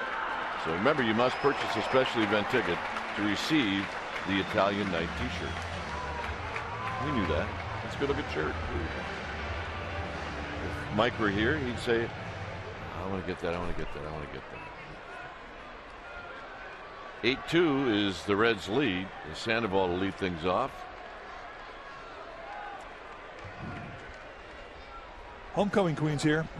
The great thing about a doubleheader is Sandoval lines it into center field. It'll be Chu puts it away. What's that great thing? You could have 2 meals.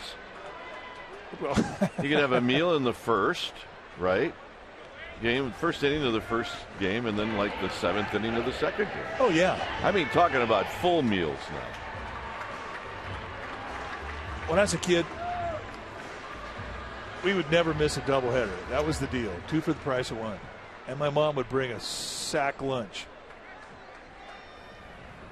What? A sack lunch. Big shopping bag full of food. That was our meal. So that explains why now when we go to Dodger Stadium, you do these 6 or 7 Dodger dogs as you can. Trying to catch up. What? I could smell them. I just couldn't have them. I can't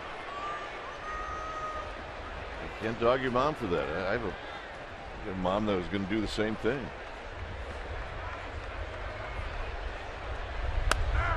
The thought of buying a sandwich when you can actually make one at home? Seriously. I know. That didn't even equate. No chance. But your mom used to give you money, though. Pence drives it to right. Can Bruce get there? He cannot. And now the throw will be behind Pence.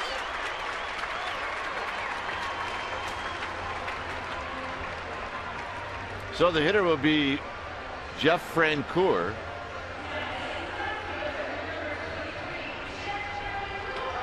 So Francoeur steps up, and Francoeur is 1 for 2. Yeah, my mom, first game I ever went to in Milwaukee, County Stadium. Yeah. I know, 2nd grade. Quarter. She gave you a quarter? Quarter. Go get him. Did you bring back some change? Quarter. I was afraid to take it out of my pocket. Francoeur takes wide, 1-0.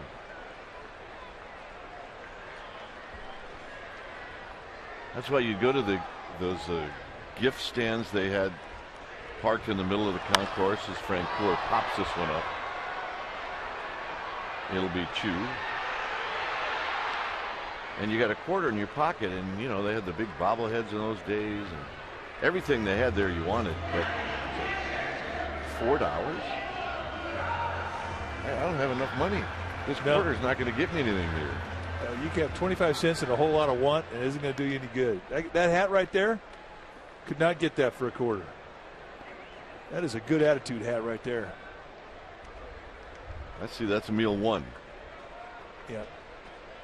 That will not be his last trip to the concession stands. Did not see that hat at the dugout store. I want to get that. I want to get that. I want to get that. Heroes takes a strike. But you know what, though? I don't think you and I could pull it off. He pulls it off.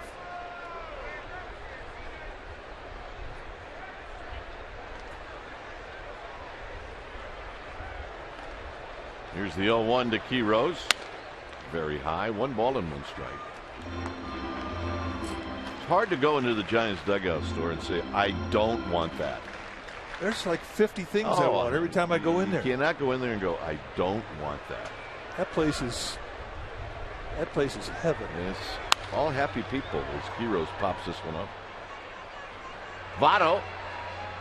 And that'll end the inning. Pence stranded. 7th inning coming up. 8-2 Cincinnati.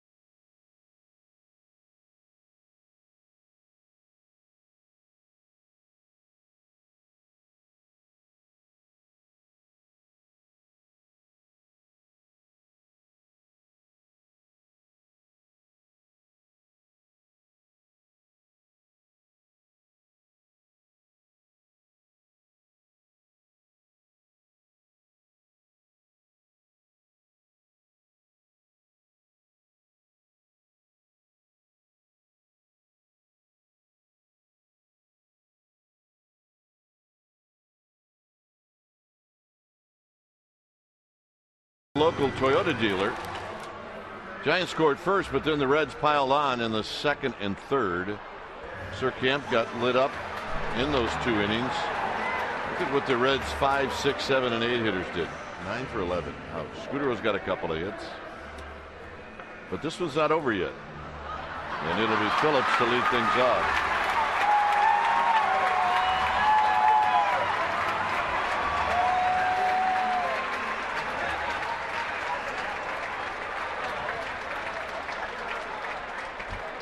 You know, a baseball glove can do a lot of things, and there's an example of one of the things. Indeed. It is your friend, and it will not let you down. Phillips takes a strike. It's Brandon Phillips, who's 0 for 3.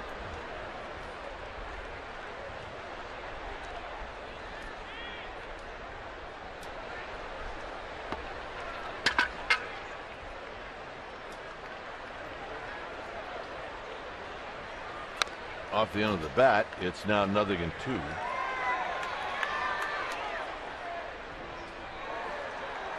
Twelve hits for the Reds, 5 for the Giants. The second and third inning produced 9 hits for Cincinnati.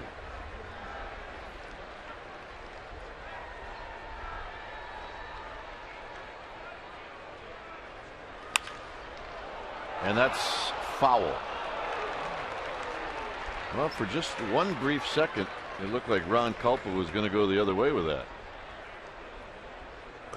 It's kind of a funny part of the ballpark because it's still, even if I think he could have called that fair. It had to have gone over the bag to get there.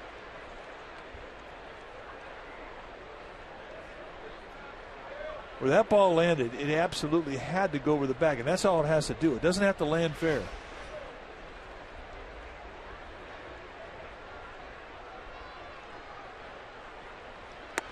Outside, it's 1-2.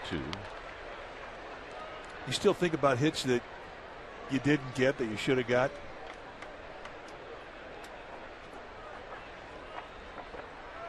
Like, you know, maybe 2 doubles and then all of a sudden the game gets washed out and you don't get credit for them? Yeah, I kept track of that. I got it written down somewhere. Hit into the gap. I don't think anybody's going to catch this one. It's going to bounce, hit the wall, and Phillips is not going to stop at second, and now he does as he puts on the brakes.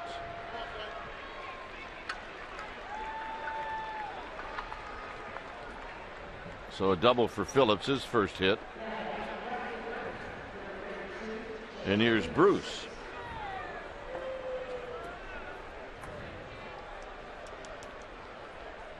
Bruce is 1 for 2, struck out looking in the 5th.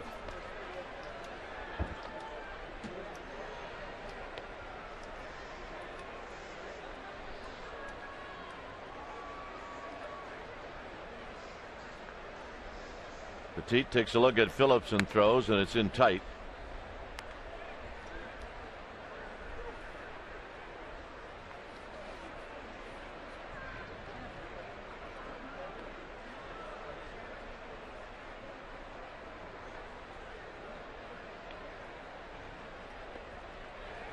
Swinging a foul back, so Bruce comes back with a nice swing.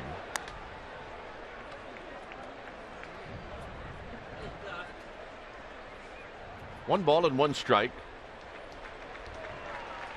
Hey, they gave it to Pops. Yep, found a good home. Pops brought his glove. Now that's a gamer.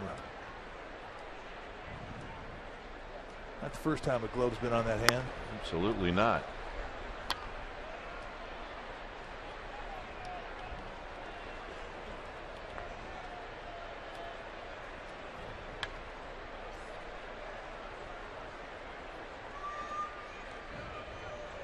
Two balls and 1 strike. And this is a broken bat to Marco Scudero. On the play, Phillips will move over to third. Good pitch.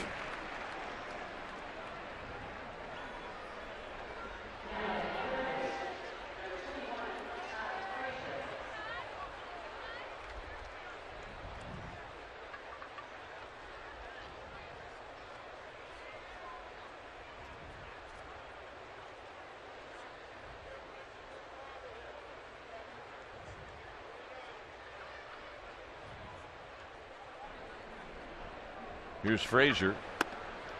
Giants will play the infield just about halfway.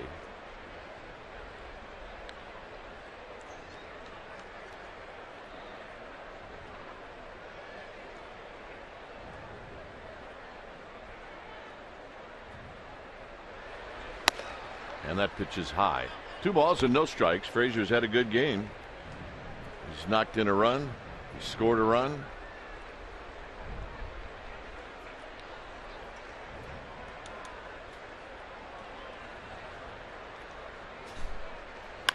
Tapped up the middle. Scutaro is going to take the out at first. Phillips comes in to score. To give Frazier an RBI. And it's 9-2 with Cozart coming up. Cozart's had a great day. 3 for 3, 2 singles, a home run.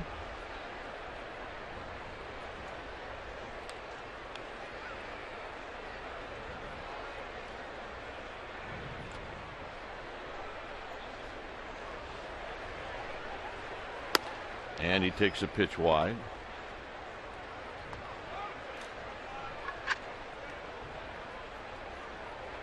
Hey, Will Clark's here. Taking a stroll.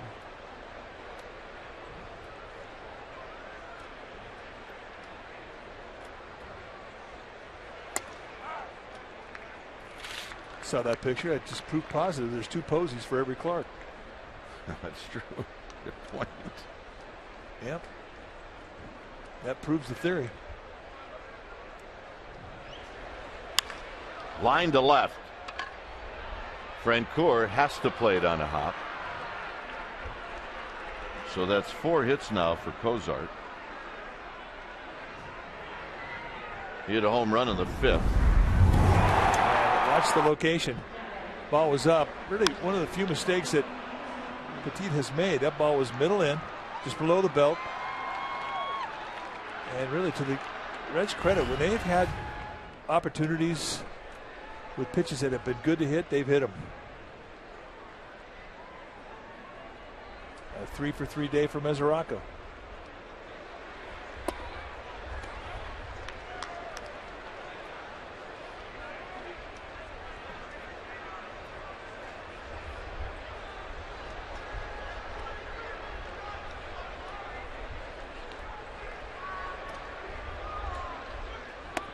Down low to Mesoraco.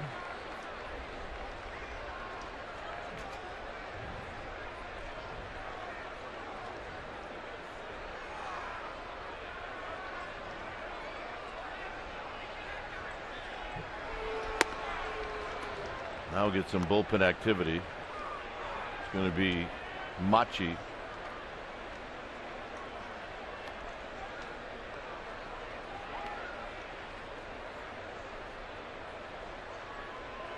Three and 0 to Mesoraco. And a strike. 3 balls and 1 strike.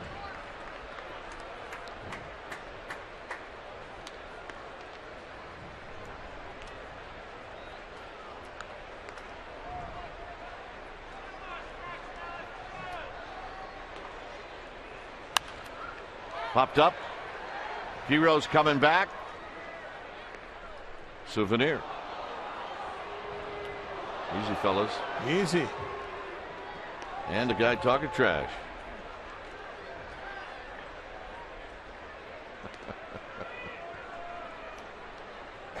He was. He was talking trash. He was woofing. Saying my shoes are faster than you. 3 and 2. Runner goes, and he got him to end the inning. The first time Mesoraco has been retired. Bottom of the 7th coming up.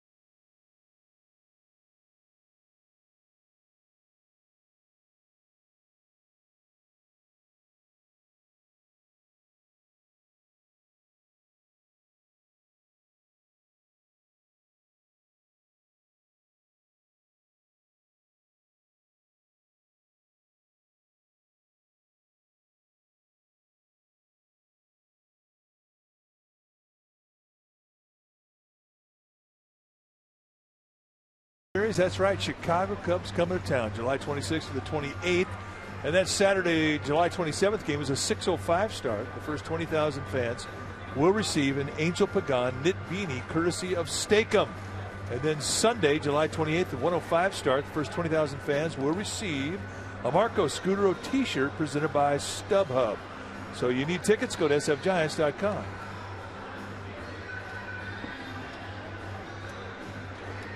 It's a 9-2 lead for the Reds. Do you have a change or two?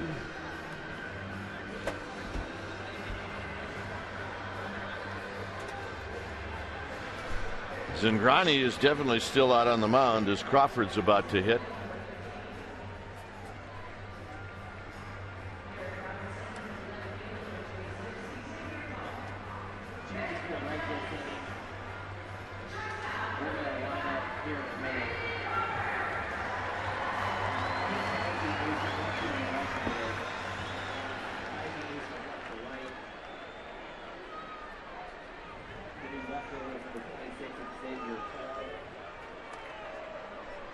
So here's Crawford, and Crawford takes wide. Crawford missed a home run by, there's Paul in left field. Robinson's in center field. Let's put it this way. Crawford just got underneath one and hit it to the wall in the fourth. Heisey's in right.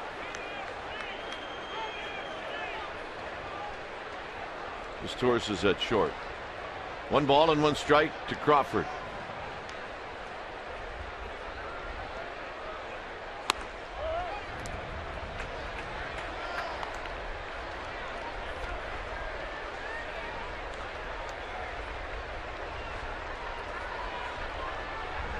Petit to follow.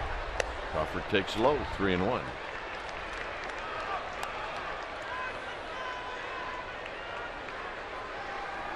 This is the 7th.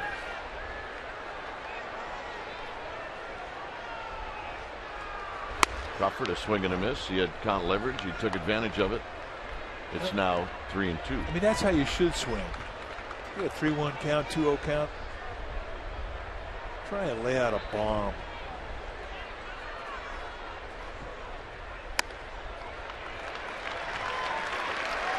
Nice at bat. It is a good at bat. 110 pitches for Zingrani, so it's starting to wind down. Activity in that Reds bullpen.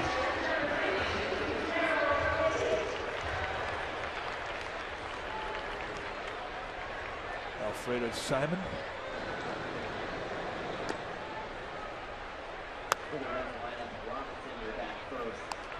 So Petit takes a call strike. He's batting for the 2nd time.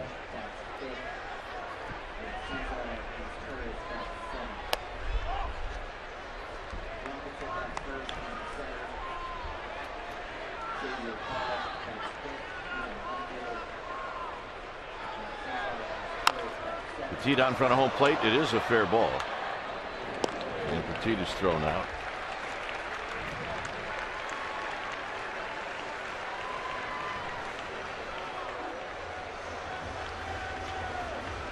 So in a close game, you might say, oh, well, it's good as a sacrifice. Dusty Baker really is in the catbird seat. If you think about going into a doubleheader, he gets a complete game last night from Bronson Arroyo. That not only rests his bullpen in last night's ball game, but really sets it up so they can use it any way they want in today's double dip. And he's had Zingrani take it into the 7th.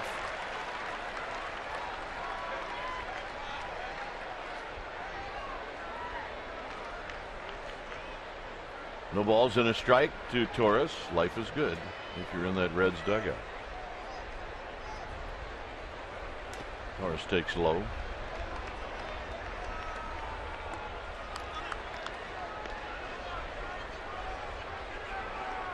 Scudero to follow. Scudero's got a couple of hits tonight.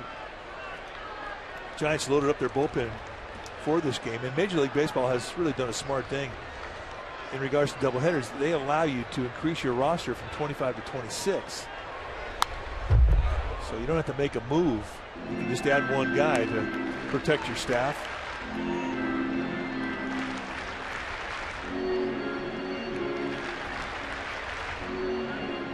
Tomorrow they have to get back down to 26.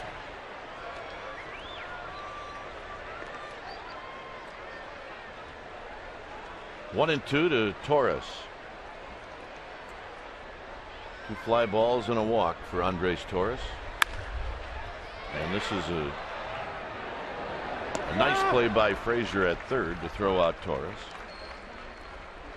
I've been impressed with Frazier's glove work in this series. He's played a very clean third base. Did the same thing for the Reds in Cincinnati when the Giants were there a couple of road trips ago.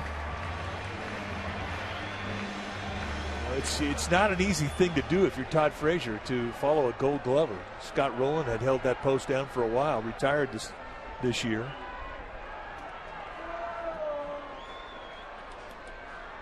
So with Dusty Baker coming out when it's time for a change, think Speedy Oil Change and Tune-Up. Your oil change, tune-up, and smog experts. We'll be back.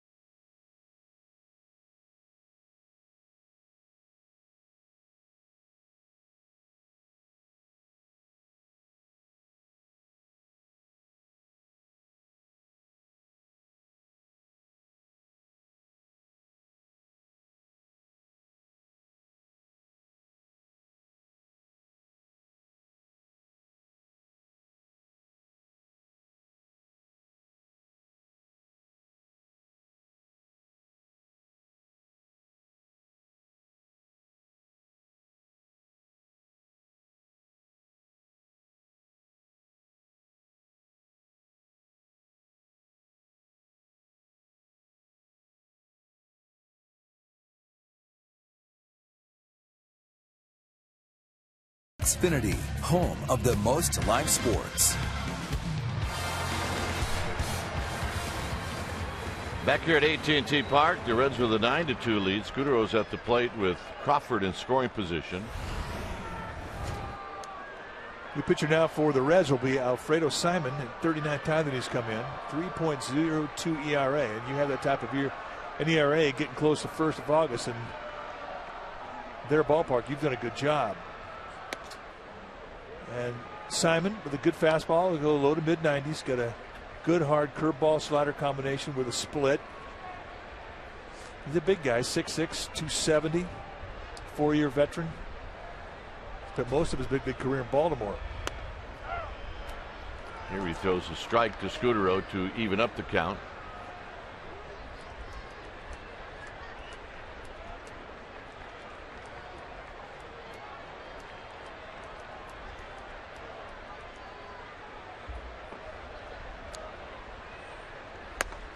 Two and one on the fastball away at 93. Giants had Alfredo Simon back in 2004. He was in the organization until 2007. Got as high as Fresno. Used then primarily as a starter. He's always had a good arm. Just hasn't always had great command.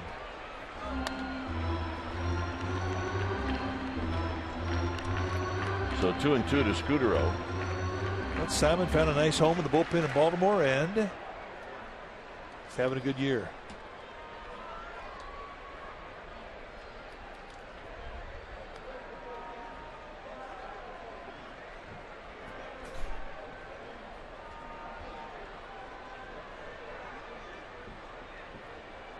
Scudero fights off another pitch as he stays alive.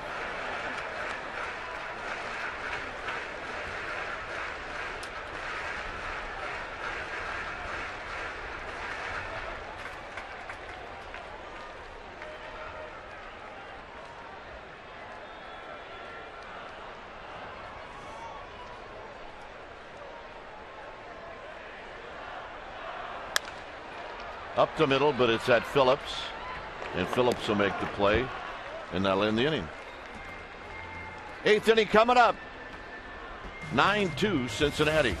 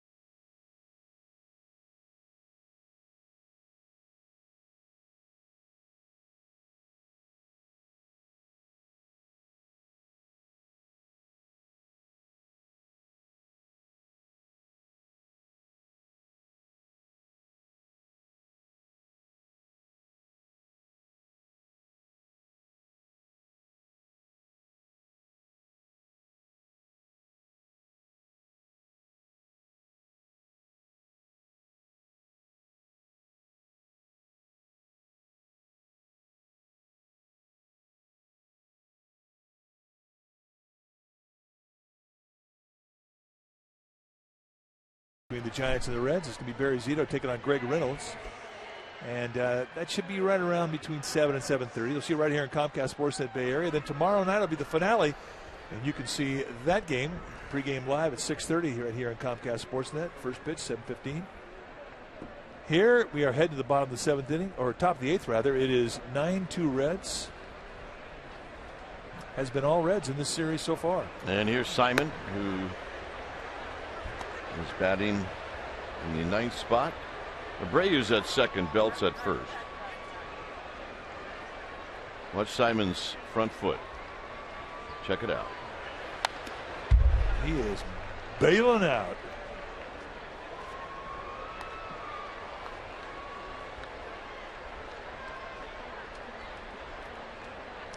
That's all right. I mean, if you bat once a year, it's okay to step in the bucket. I have no problem with that. Willie Mays did. But he can hit the outside pitch. Well, Simon can foul off the outside pitch. Whether he can hit it or not, doubtful. He's got Shin-Soo Chu's helmet on. Big curveball. Grab some pine meat. That's the 6th strikeout for Petit. Really has done a nice job in relief of Eric Surkamp.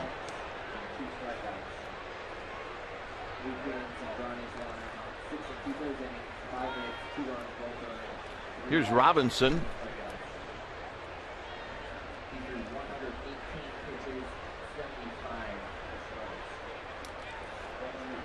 Robinson last night went 3 for 5. He scored 3 times.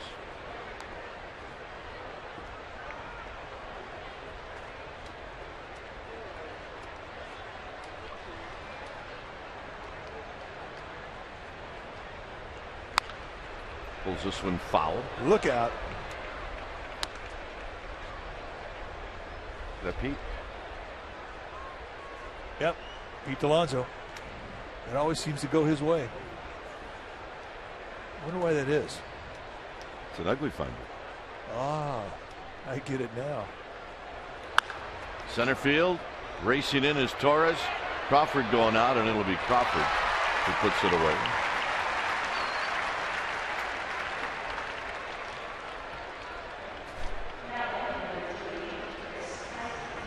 So here's Heisey.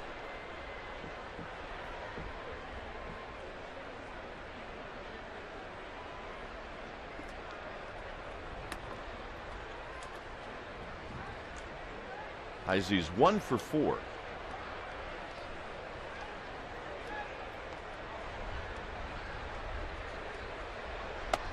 And the breaking ball doesn't break. It's 1 ball and no strikes.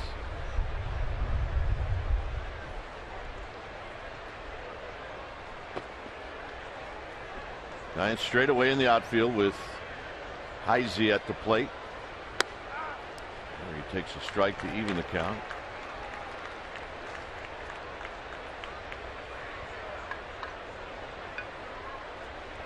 Votto would hit if Heisey reaches here in the 8th.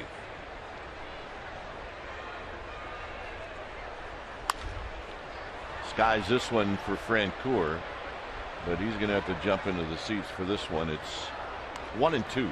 Yep. The only way you catch that is if you buy a ticket.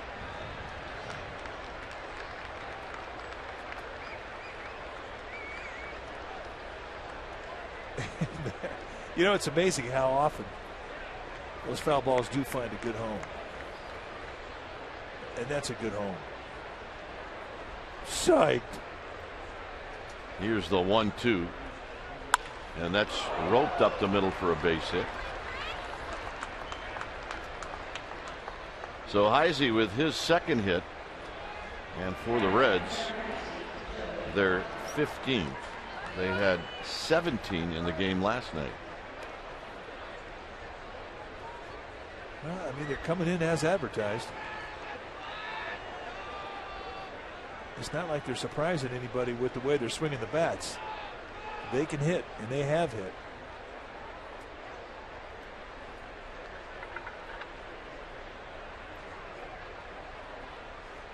And the fastball high to Votto.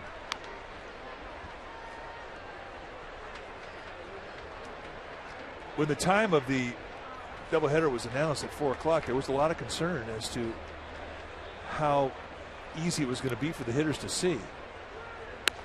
Normally, on a sunny day, you've got about 6 or 7 innings where it's just not fun. You're going to see shadows come across the field. You see a lot of glare in the batter's eye in center field. Today, Mother Nature very accommodating. Yeah, it does not look like it's going to be an issue. Because right about, maybe about a half an hour ago would have been when it just was going to get tough.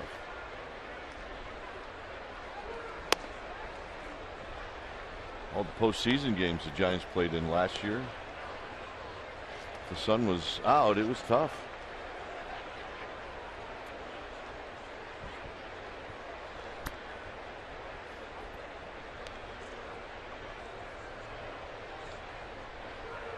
Votto with a swing and a miss on a 3-1 pitch.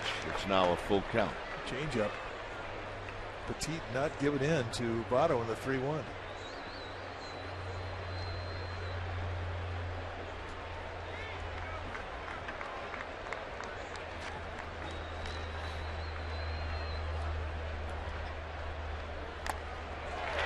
And Votto strikes out. He got a piece, and that'll end the inning. 7 strikeouts for Petit. Belt will lead things off.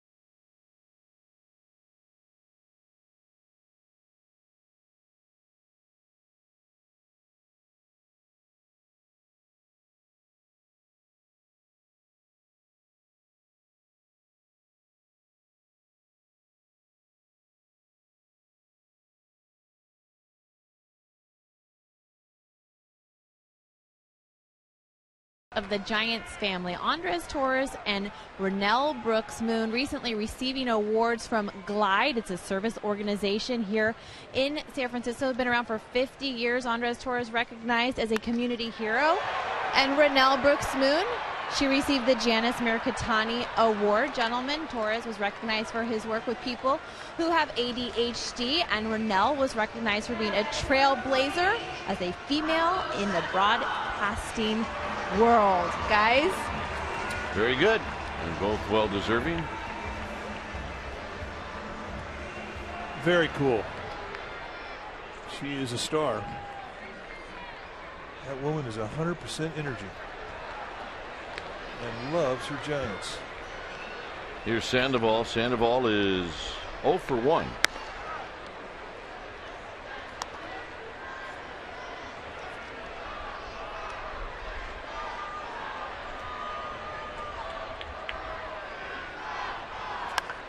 Sandoval digs this one out and lines it right at Heisey, who's in right field.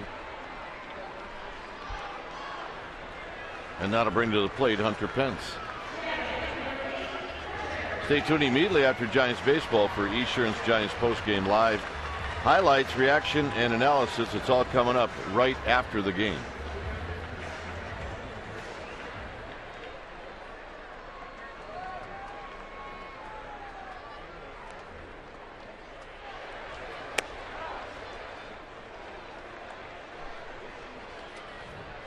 So here's Pence.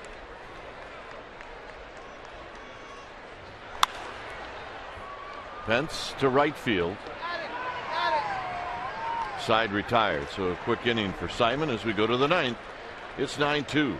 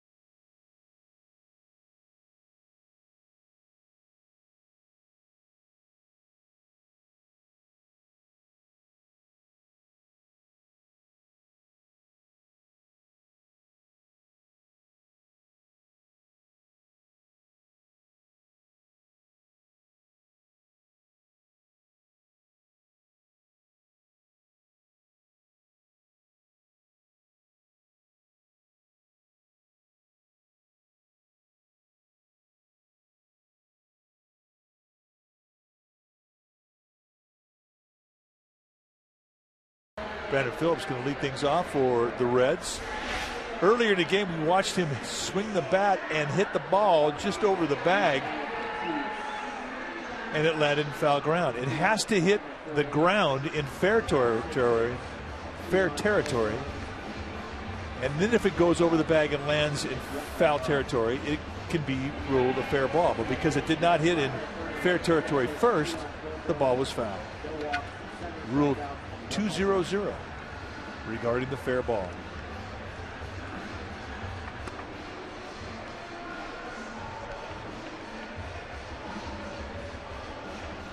When it's time for a change, think Speedy Oil Change and Tune-Up. Your oil change tune-up and smog experts.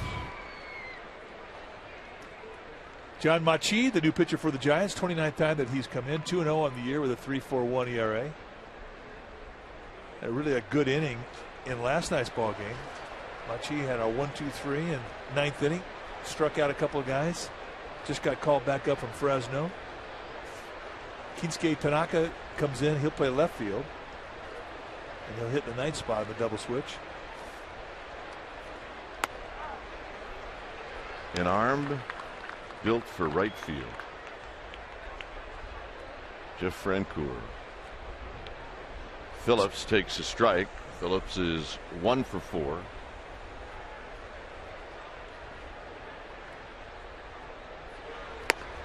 Nothing in 2.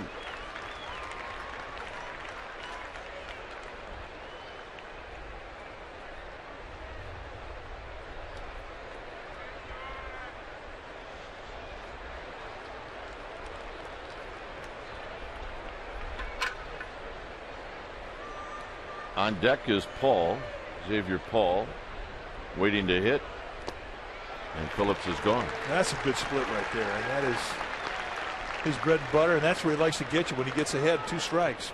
Drop that split in the dirt, see you later. And this is big, it is late, and Phillips is history.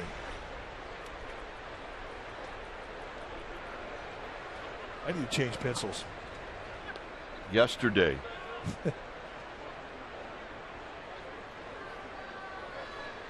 I will change pencils.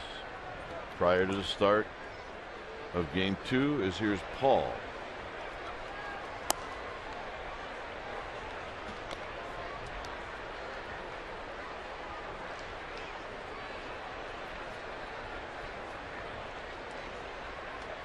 Paul, a .248 hitter. Paul and Robinson and Heisey. As this is bounced to Crawford. Crawford will throw him out. All playing due to the injury of Ryan Ludwig. Now the Reds are going to get a lot stronger. I mean, they've got some big time talent on that disabled list. We talked about it in last night's ball game. Sean Marshall, the left-handed relief pitcher. Johnny Cueto, their ace. Ryan Ludwig, as Kite mentioned, he's on the disabled list. Jonathan Broxton, relief pitcher. Those are all pretty good players. Here's Frazier.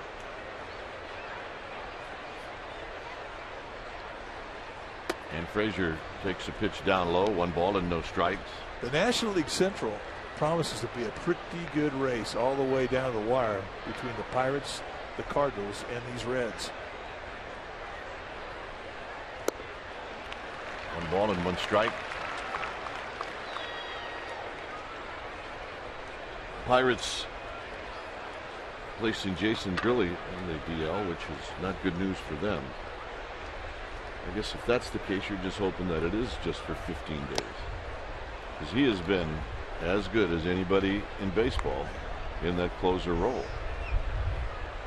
That's the one spot on your team that is devastating when he goes down. You see the standings in the National League Central. Cardinals on top by a game and a half over the Pirates. Reds in the third hole, 4.5 games back.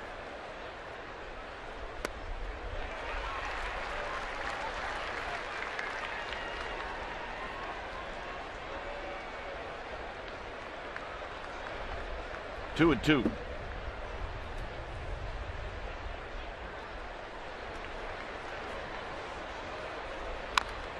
And that's tapped foul, so Frazier lives to see another pitch.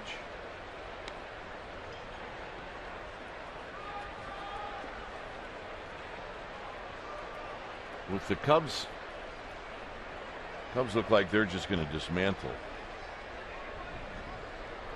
Sometimes a team that does that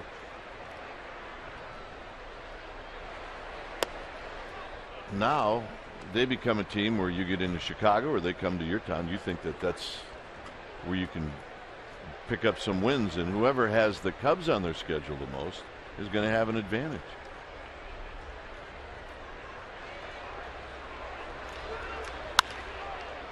Hit down the line. It's going to curl into the seats, and it remains 3 and 2. Milwaukee with the loss of Ryan Braun. They've scuffled. They're also in that Central. And you can almost think the Cubs and the Brewers will have a lot to say who's going to who's going to win and who's going to go to postseason in that division.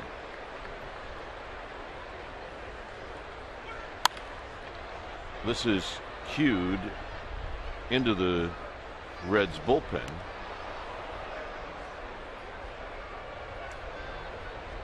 The scheduling this year, interesting to say the very least. First time that there has been an equal number of teams in the American League and the National League in a long time. Both teams were 15 teams as the Astros came over to the American League this year. But it kind of made some funny scheduling. Sandoval will give ground. Now they'll have to unload it, and that'll end the inning. So we'll go to the bottom of the ninth. Jeff Francoeur is going to lead things off. It's 9-2 Reds.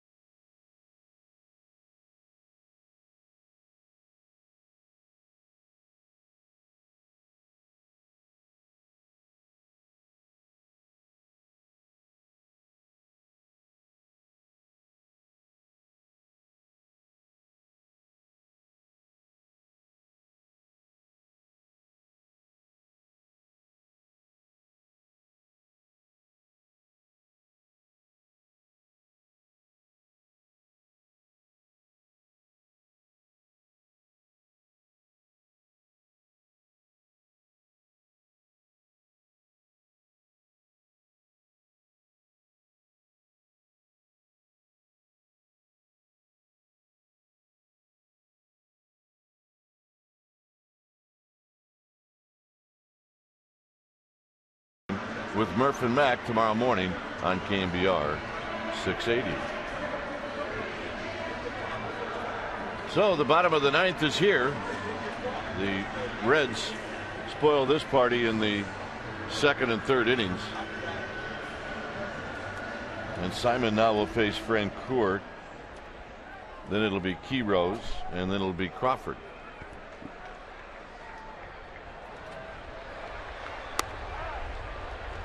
And a strike to Francoeur. 1 for 3. Single and a couple of fly balls to center field. It's this one in the hole. Torres pretty good over there. Throws him out.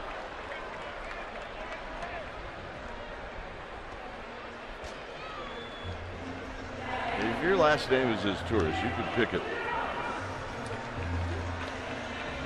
It just kind of goes with the pedigree. Yes, it does.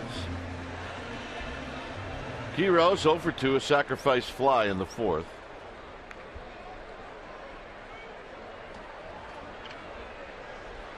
Remember, game 2 is just coming up.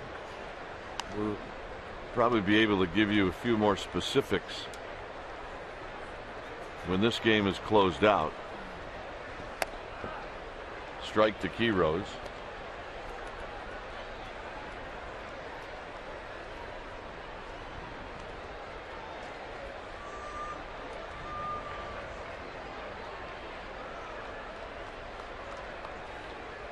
Way outside.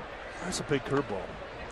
It's got the 4 pitches that you would see from a starter, and that for most of his career when he was a young pitcher, he was a starter.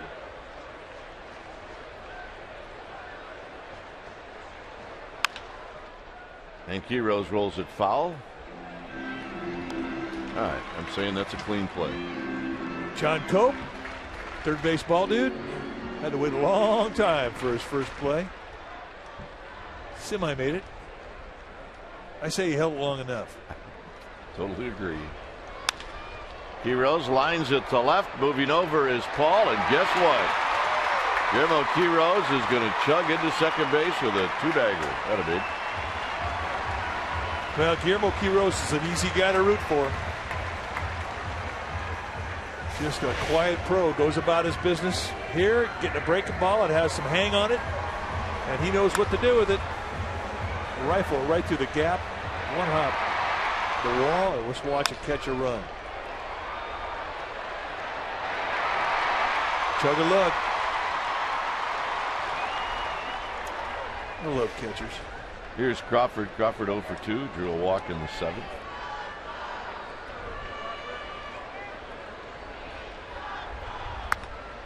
Outside to Crawford.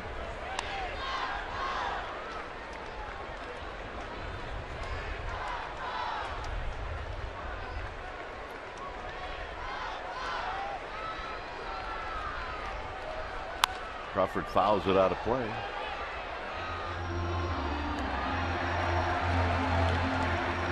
It'll be a different look as we start game 2 in just about a half hour after this one, because the Giants are going to have the gray unis on and the Reds are going to have their home jerseys on.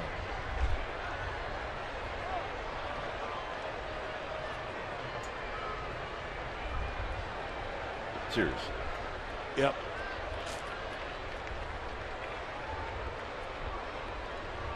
One ball and one strike to Crawford.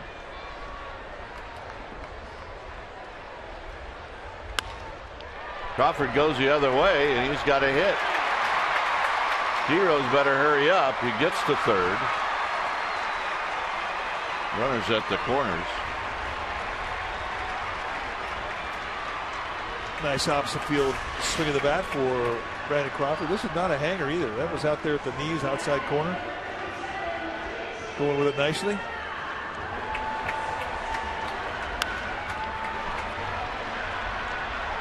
Good at bat. If you're Guillermo Quiros, you're kind of a rock in the hard place. Do I go? Does he get to catch it? I mean,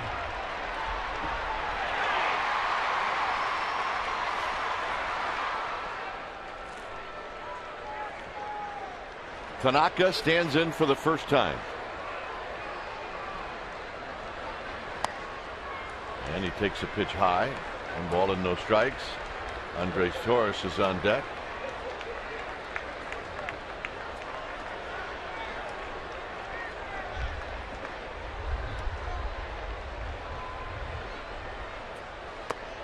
Down low, 2-0.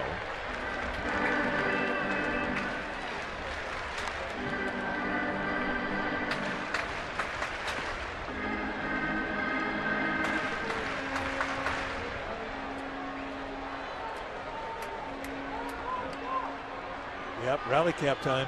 There you go. He's trying. Sometimes you have to screw that rally cap on. It can be a little feisty. Yeah, like a glove.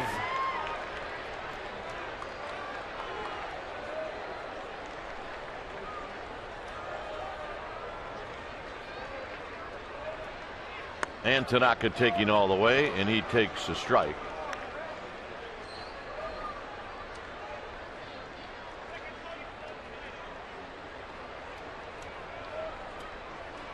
There's Torres, who's waiting patiently here in the 9th.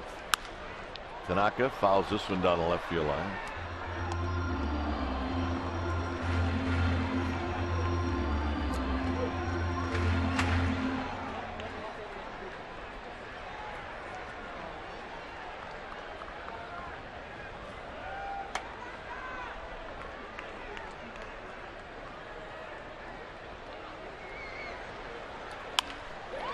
Up the middle. One. No. Tanaka beats it out. Coming in to score is Quiros. It'll be an RBI for Tanaka. And it's 9-3. Now sometimes you get down that line sniffing a hit. Other times you get down that line sniffing an RBI. It could definitely add to your speed. And he was flying. Hey, you got to sniff for something, right? All right, let's watch him go. Not a whole lot of backswing coming out of the box, but he gets the hurry up position quickly.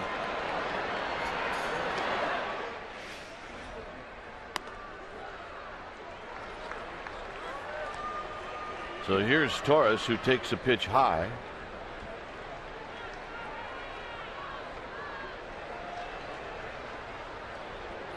Andres Torres 0 for 3, drew a walk in the first and scored.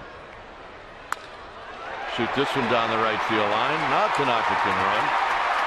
Off of archway number 2, they'll hold up Tanaka. And Abreu's going to hit with runners at second and third. A double for Andres Torres. See? Dad's saying, look what happened when we put your hat on that way. That's right. They work. The rally caps work. So Brian Price, the pitching coach for the Reds, is going to come out. Talk to Alfredo Simon. Saying, big fella, you're 1 out away from the spread. Serious business. That's right. We're all hungry in that dugout.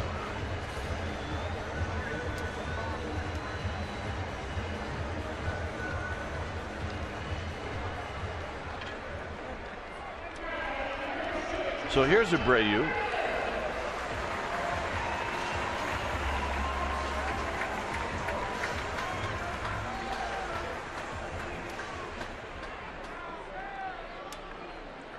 Abreu batting for the first time. Comes in at 281 with a home run, 7 driven in.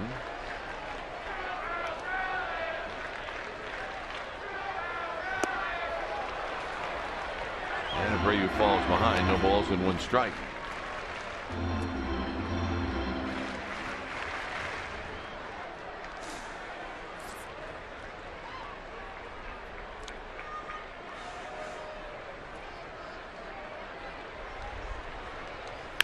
Abreu to third. Frazier on to first, and that's the ball game. So the game 1 of this doubleheader goes to the Reds, and Mike, this one was pretty much over when the Reds did some damage in the second and third inning. Well, the Reds really have brought their hitting shoes with them to San Francisco, and every mistake that it was made last night, they took advantage of. The same thing against Surkamp today. He got the ball up and they spanked it, and that was the difference of the game. Final score, the Reds 9 and the Giants 3. So stay tuned. Esurance Giants post-game live with interviews in the wrap. That is going to start right now.